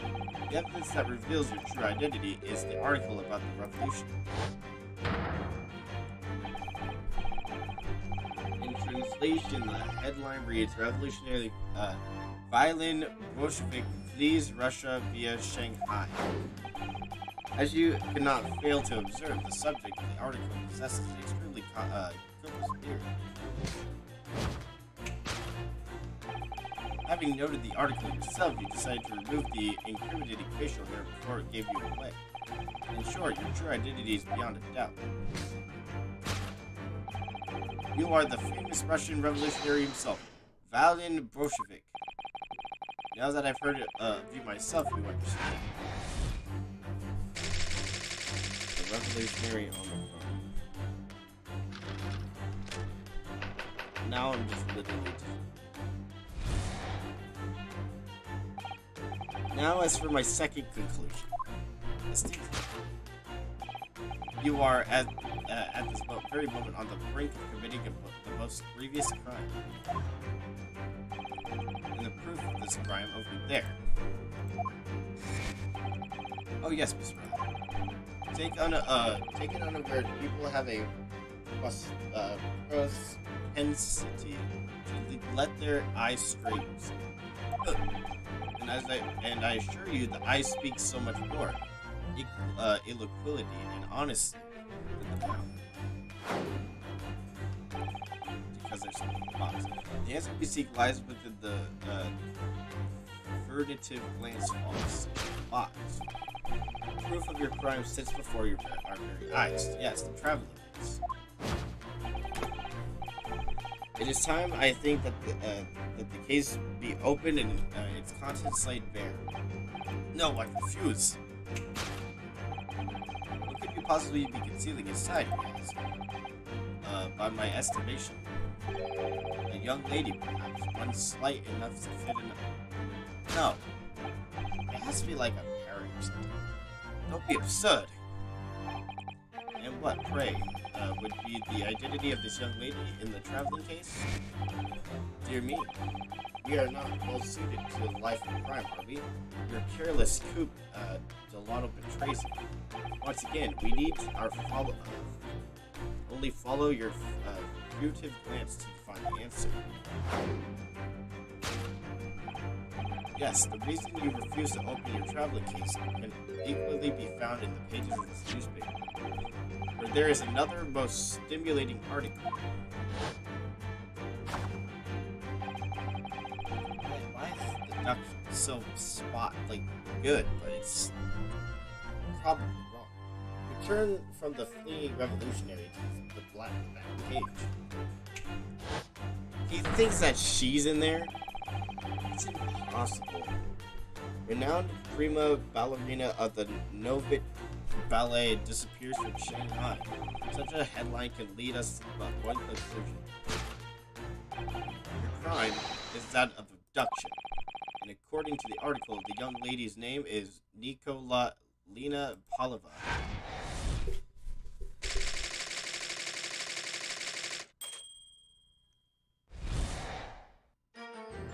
It's deduction. Thus concludes Herlock Sholmes' great deduction of the Russian enigma. Why do I even... Why? I thought he was actually going to be like a real detective, but he's not. So Sato-san, that wasn't one of the great deductions I've been hearing so much about, was it? Well, the stories are full of Mr. Sholmes' brilliant deductions, you know. But that did seem a little different somehow. Excuse me, Mr. Sholmes. Could you come over here a moment? Pray, what can I do for you? He's gonna get me. We found what Mr. Sholmes really is. fucking liar. It's about your deductions, would you mind? I don't know, go on. Well, to start with, there's the newspaper. I think we had the same discussion before, but these two men look nothing like each other. Ah, yes, I recall our discussion earlier. At the same time, I believe I told you that the man is a revolutionary. Will, well, able to revolutionize his own appearance. Well, that's what he's really missing. In fairness to Mr. Sholmes, Mr. Rowlett does look more like this man than you do. It's not the point. And in another thing, the part about him abducting the ballerina, indeed, a truly startling at first glance, the case would appear too small, accommodating a young lady. Not just at first glance, it is too small, clearly. You'd be lucky to fit a 5-year-old child in that case, even if you push really hard. I don't suppose the missing ballerina is a 5-year-old child, is she? You mean you don't know? No, the young lady is 15. No, I didn't know. How could I? Well, if she's 15, then 10 years worth of her, would be poking out of the case. 10 years ago, I read something, hint. A troop of men consuming vinegar daily in order to promote a certain, lethalness in their bodies. Vinegar? For such a sour bunch, it would, be surely to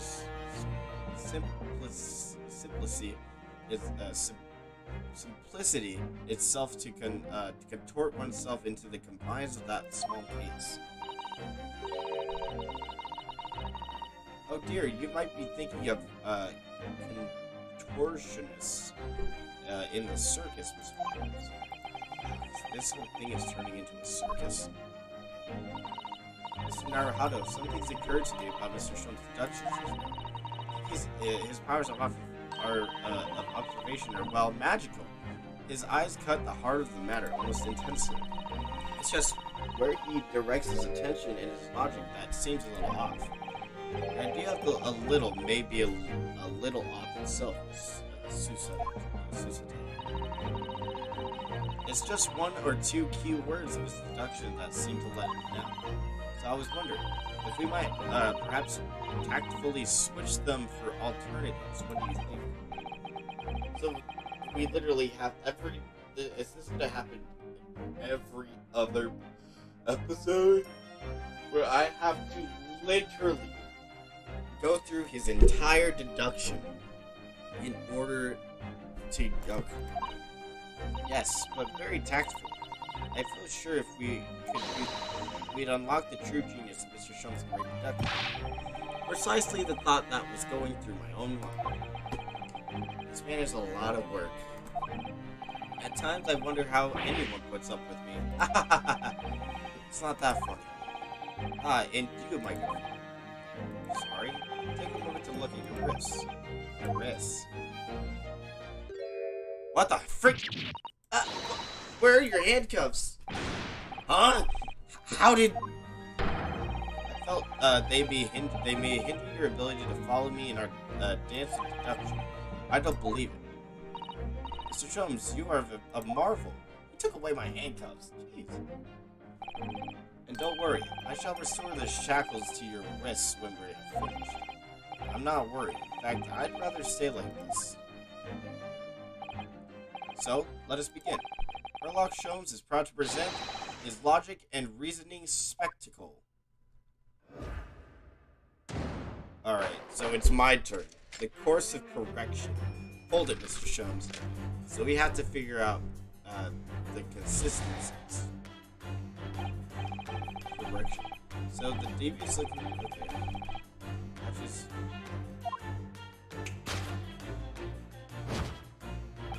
So it's probably going to be the shears. There we go. Now we ask ourselves, what could we possibly want with something?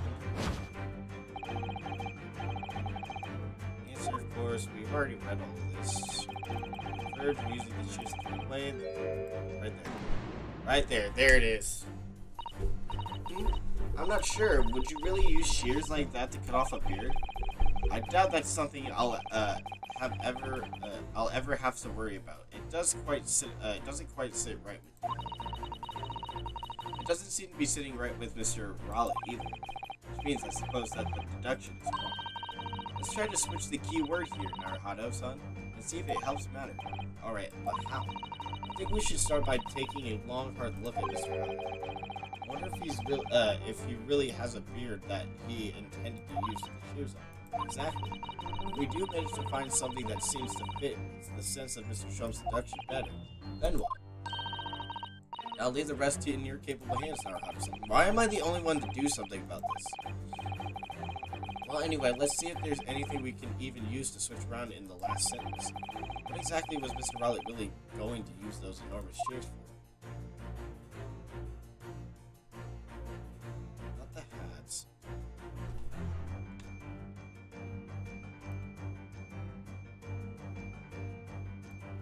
Oh, that! The golden locks! What the? What's this? It looks like a cascade of stunning golden locks. No. The color is not the point. The point is, what is it doing on the back of Mr. Raleigh's head? And how is it growing out from the underneath his neck? Hair. Well, yes, it's true. It's stunningly beautiful and stunningly surprising. This is the ballerina. This is the ballerina, isn't it? Something definitely not right here. Yes! Yes! The golden locks. You're on the verge of using the shears to cut away the golden locks you support. You were on the verge of using the shears to cut away the golden locks you support. Indeed, you have identified the precise detail it was intended to expose. This is actually really cool, though. Such lush golden hair currently does not benefit an old man. You're not a man at all. You're a woman, judging from the length and sheen of your hair. One still very much in your youth. Oh no! If only I had managed to cut off my hair, no one would have suspected me. The question then begged is this: why would you desire to rid yourself of these magnificent locks? Once again, the answer is plain. We have a clear evidence to shed light on the matter. I'm sure it needs no further clarification. The evidence that reveals your true identity is the article about the revolution. That is incorrect. It would be the ballerina one. Well, that was a shock. I had no idea the old man was really a young woman in disguise, did you? What? Why are you staring at me? Yes, it was a surprise, Naruto-san. You're enjoying this, aren't you? Sorry? Wow, she literally caught me. You look like you're in your element as you dance around the room, deducing the facts from Mr. Shump. I'm just doing what we agreed. I'm not having fun or anything. This is strictly business. Yes, I understand. Say no more. Well, anyway, let's focus on the next part of Mr. Shump's deduction, shall we? The evidence that he picked out doesn't fit the fact that No, that's true. Given that Mr. Rowlett is actually a woman. Exactly. He, or rather she, can't possibly be this merciless revolutionary. I suppose it's because the deduction as a whole was taken a different direction. Yes. Let's switch the evidence for something else. Something that fits the facts as we understand it. For some reason, this woman needs to try to hide her true identity. I feel as though I've either read or heard about a young woman in a situation like that recently. Alright, I'll do my best. So then, we show this. Yes! Yes! Article about ballerina. Boom! The evidence that reveals your true identity, of course, is the article about the ballerina. Yeah, her hair is long. That's right. You've hit the nail on the head. Renowned premier ballerina of the Novich Ballet disappears from Shanghai. It appears we are finally able to address you by your true name. Yes, because your true identity is that of the Novich Prima's ballerina. Miss Nikolon Pavlov. Ugh!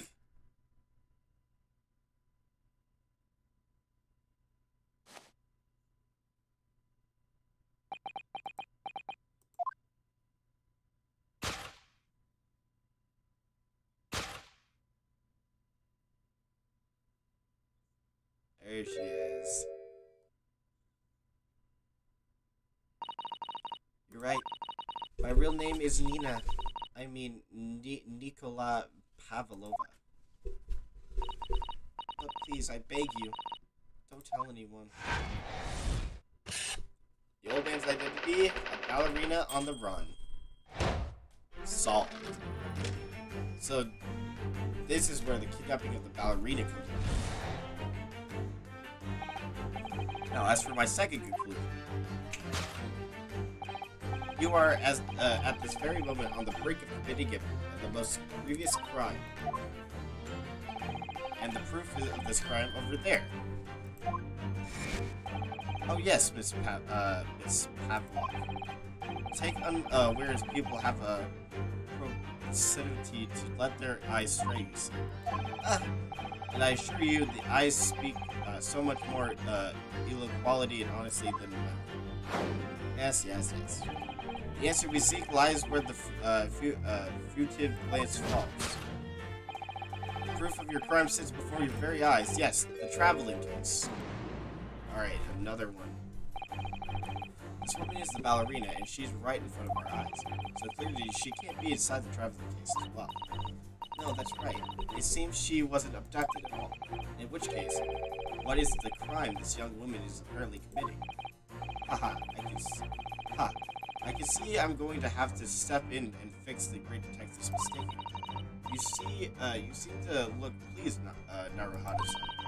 Do you like the idea of another chance to dance around with Mr. Shelms? Stop it!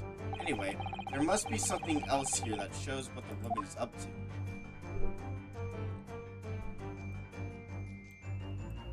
Oh? The tiara. Wow, look at this dazzling tiara. I've never seen such, anything like it. Are those real diamonds, do you think? No. Oh, Naruhado-san, try it on. What? Me? Isn't it usually girls who wear tiaras? Wouldn't you like to try it on? Oh no, I couldn't possibly. It's far too beautiful. What does this tiara look like? I feel like I've seen it somewhere recently.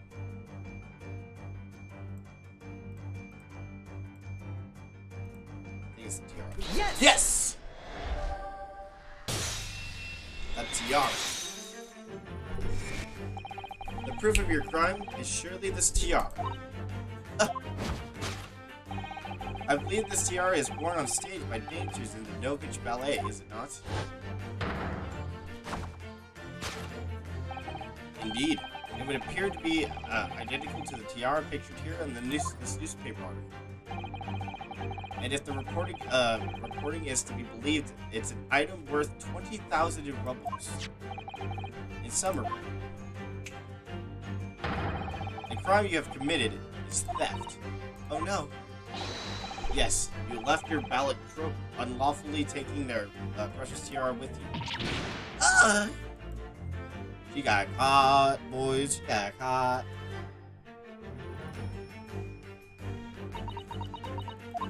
I have no one, no family, no friends. I am all alone, and I need money. But I did not steal the tiara. It was a present from, how do you say, an Earl of Persia. It belongs to me. This girl is only 15 years old, and she runs away all by herself. She must have been extremely lonely. Alright, I will tell you everything. There is no point in hiding it. Oh. Come. Let's not be hasty. What? There remains one unsolved mystery about it. Mystery? What do you mean? What's inside the case? You have staunchly refused to open this traveling case in our presence. It is reasonable to conclude, therefore, that this exists some reason why you wish to remain closed. And that's is that not so, Miss Peggy? My dear girl, there is no sense in playing games with you. Nothing escapes my attention. Indeed, I have a very good idea of the contents of your case, even before I've ever laid eyes on you. Dear me, we are not well suited at the life of crime, are we? Our careless coup deal betrays you. Once again, we need only follow your furtive glance to find the answer. Yes, the reason why you refuse to open your case is written in the books on the shelf. That's not it. He's completely changed tack with his deduction. I think Mr. Sholmes is adapting his logic to the changed circumstances, don't you? Maybe, but why has he suddenly brought the bookshelf? It's just a wild guess, surely. Oh, do you think so? Well, it doesn't seem likely that the reason why this young woman doesn't want to open her case would have been written in the books that doesn't even belong to her. Yes, that's true. But still, Miss Pavlov certainly did cast her eyes in the direction I noticed it myself. But there has to be another reason why she won't open her case. It must be somewhere in the same area. If that's where her gaze was involuntarily drawn. I agree. There's only one answer. Whatever she has hidden inside that case should be revealed by following her gaze in the direction of the books.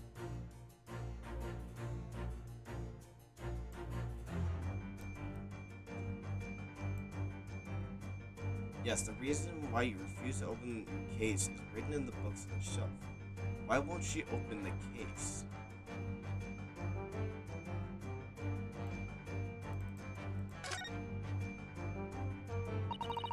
She has a pet! Passengers must not keep weapons or dangerous objects in their cabin. Pets are also strictly forbidden. There was exactly the same notice in our cabin, too. I wonder what happens if you break the rules. Oh dear, I'm sure the punishment would be severe in our Odyssey. You'd probably be left to drift in the freezing cold ocean, or shut inside a tiny wardrobe for days on end. So I've actually been serving time for weeks now. This is it. Yes! Rules of passage.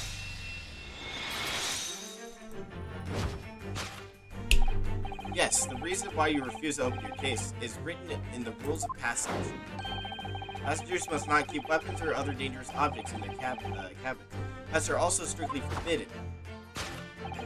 Inside that case of yours is something forbidden from carrying on this vessel. That is the real reason why you refuse to open it, thus revealing its contents. It's a bird. As we've seen, the trunk wobbles from time to time, but no weapons or other dangerous items would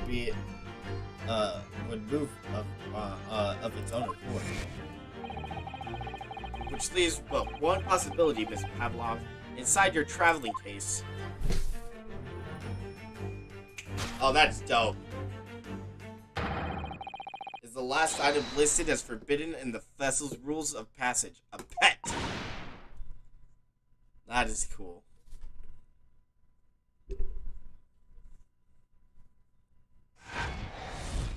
Boom. Wrongdoing. Possession of a prohibited animal.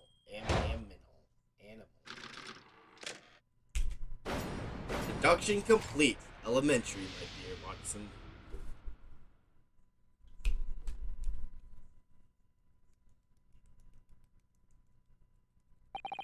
So clearly, you aren't who you said you were. No, I am not Grubsbay Rowlett. Or Roylet. My real name is Nikola Pavlov. Everything you said was correct. You, absconded during one of your ballet company's performances. Scorned in order to escape your homeland. Later that same night, you stole aboard this vessel, which couldn't have been easy. The Buru is a huge steamship with a vast crew. Could she really have snuck on board without being noticed? In order to obscure your true identity, you somewhat recklessly took a geese of an old gentleman. You indeed to sever all links with your past by severing your long hair. Yet to a woman, hair is no trifling matter. My personal recommendation is to leave well alone. So if it was just you about to cut off your own hair, who was it that let out the scream we heard from outside the cabin? That veritable tinkling of a bell. Why none other than this young lady, actually? More likely a full set of pipes, if you ask me. I was so scared when I ran away in Shanghai. I was sure they would come looking for me. That's why I decided to, how do you say, disgust myself. Disgust? So no one would recognize me. Disguise? As a result, you transformed yourself into a questionable old man, I see. Isn't it disguise myself? I'm disgust. I put on the fur hat and fake beard. Then before you came in here, I saw in the newspaper, right on the page, there was a picture of me. So Sherlock isn't all wrong, he's just using the wrong... He's just using the wrong evidence as stuff. I was so frightened I couldn't stop it from screaming. I knew that if I didn't change my appearance completely, they would find me. But what is the pet? So I decided to cut all my hair as fastly as possible. I picked up the scissors in my hand, and at the precise moment, we walked in through the annoyingly unlocked cabin door. Things happen like that sometimes, don't they? Things do indeed happen like that from time to time. Are those two even talking about the same thing? There's just one thing I'd like to know. What exactly do you have inside your traveling case? You were right. It is my dear friend inside, my only friend in the whole world. Please, don't tell anyone. If the captain finds out, if you say it to any of the crew, your secret is safe with us, I assure you. But in return, you must tell us in as much detail as you can muster about the events of last night. Yes, alright. I will tell you. Alright, what's the case? Well, Mr. Naruhata? Wasn't it something Mr. Sholmes' great deduction? It was certainly something, yes. I'm just not entirely sure what. But at least Miss Pavlov has agreed to us to tell us what she knows. That's incredible. Indeed, it is incredible. And one more thing. Oh, yes? What? Observe your wrists. My... Great. Your hands are cuffed again. Gosh dang it. What? But how? True to my word, I have restored your shackles. Why? There is still a shadow of guilt cast over you, Mr. Naruhata. I'm sorry to say. It can't be helped at all. Can it really? Anyway, let's listen to what Miss Pavlova has to say. Can't go on not knowing. I want to know what's in the case. I have to find out what the speckled band that Kuzama-sama wrote about his diary really was. Let's examine this. Let me see. Don't touch! Huh? I will tell you what I know about last night, but please, you must not touch my things. How do you say, forbid it? Oh, sorry. That's why you should be young. What vulgar manners you have, walking around in a young lady's private belongings. Neither shall I allow it. Hypocrite. Sure he isn't. First, I wanted to see it. Alright, friend. So the friend you mentioned is inside your traveler case, is that right? I don't think animals are allowed on board according to the rules of passage. Oh, please, don't tell any of the crew. If they find out my precious, then the blurry Russians would bestir themselves in unison and throw you in your case overboard, no doubt. So reassuring, Mr. Schultz. But what sort of pet is your friend? A little puppy, is it? Maybe an adorable little rabbit? Ha! You credit Russia as a land with small rabbits, do you? Oh, do you think they have small rabbits there then? You may well ask. I have no idea. Ha! You two are miserable bungles when it comes to understanding the nature of young ballerina's friends. Isn't it obvious? It must be a chicken? Really? Consider the benefits. A rousing wake-up call, daily fresh eggs, and when adversity strikes, it could satisfy the needs of sustenance. So you could eat your friends? I'll remember that. No, it's just, I think it's a bird. Well, it would appear this friend's identity is closely guarded secret, not to be revealed. She obviously doesn't quite trust us. There's something I'd like to show her. Maybe she'd be able to shed some light on it.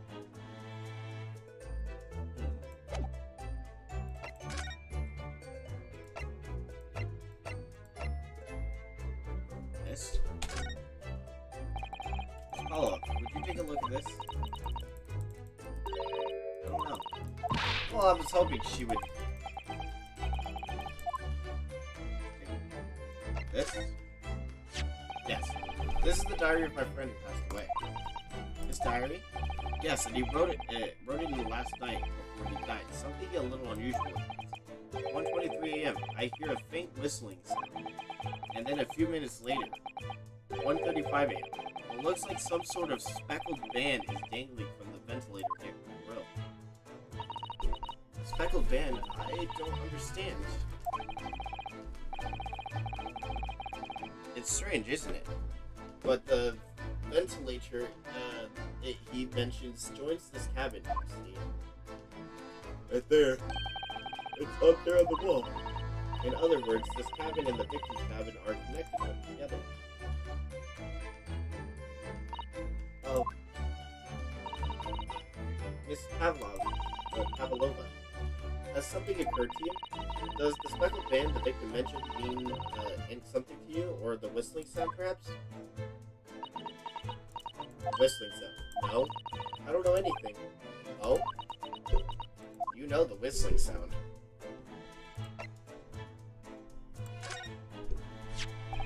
Miss Pavlova, about this article. You look so beautiful, like a fairy. I'm scared. If my picture is in the newspaper. Poor girl. She's so young, just 15 years old. For her to have to run away all by herself. She must have felt very, very alone.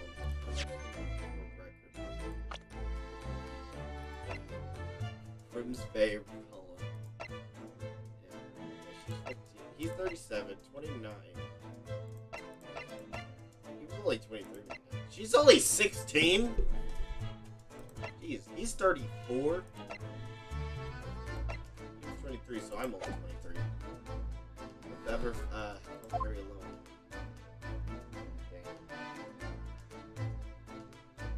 Back.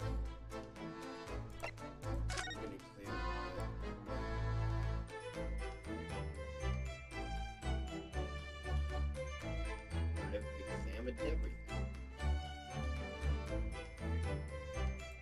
So I can only talk. You've run away from your ballet company, haven't you? The Dovich Ballet?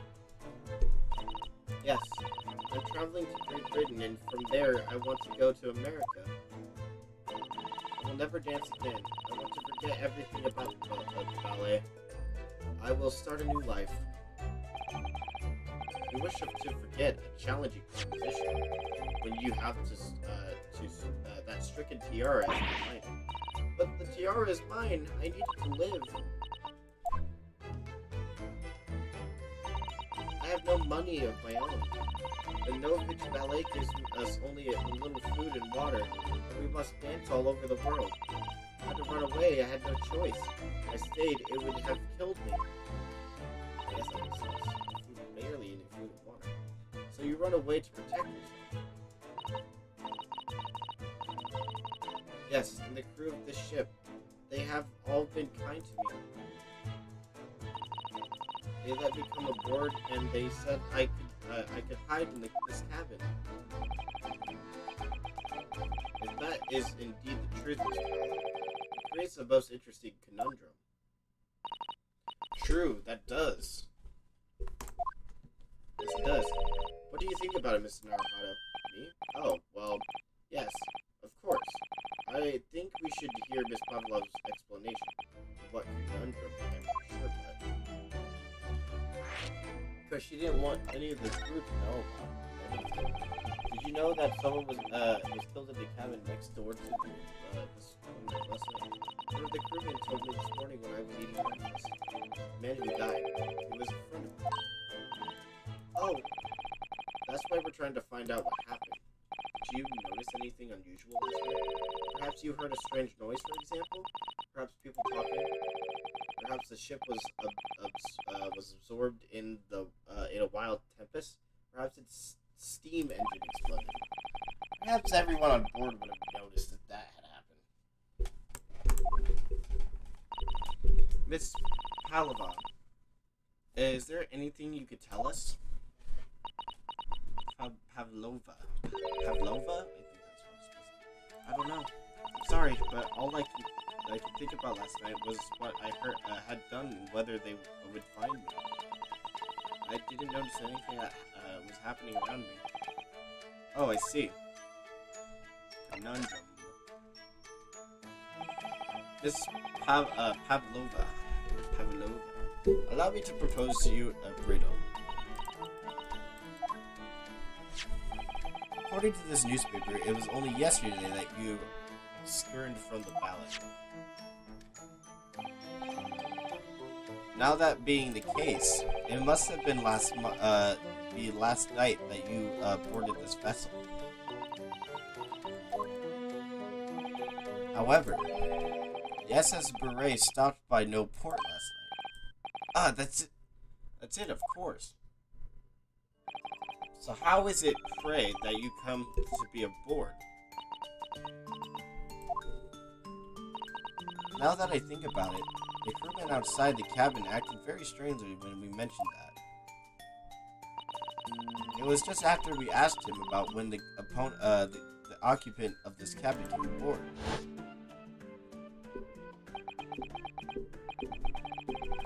That is not your business. Yes, you're right. He did seem to be hiding something.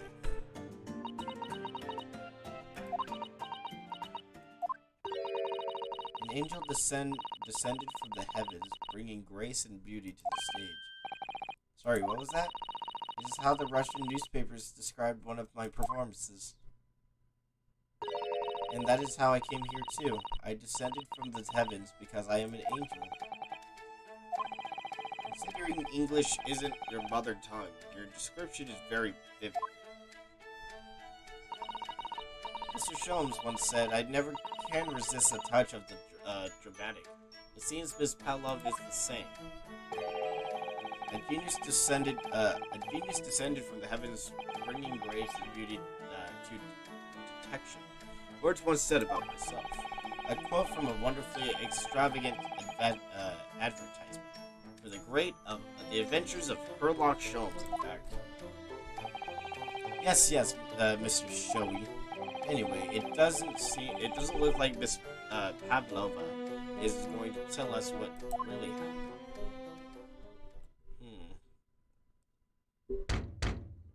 Oh shit. Excuse me, Mr. Royland. Yes? What? Wow, she's fast. Captain would like to speak. You must come to Captain's quarters at once, please. Alright, I will come now. What? You must leave now. Oh no, it's fine. Don't mind us. Yes, please, don't worry yourself. Get out! The passenger said out! Or you want me to throw you out? Ugh, it looks like we'll have to leave investigating this cabin until later. What a pity.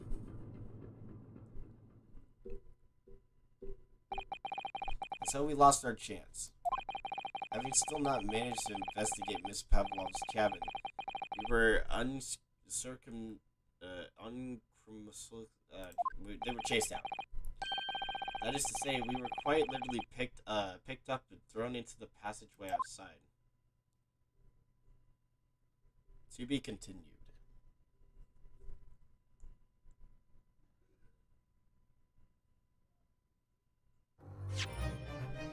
So now we on the trial? No, we're on investigation part 2.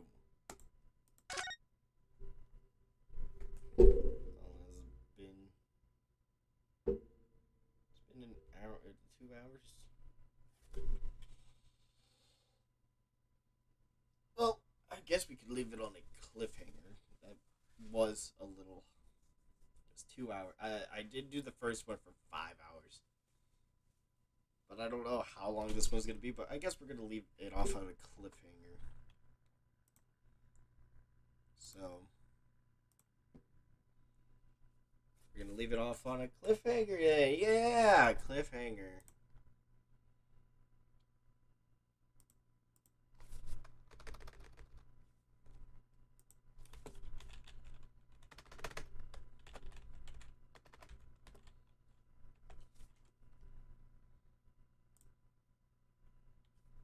Alright, so I hope you guys enjoyed.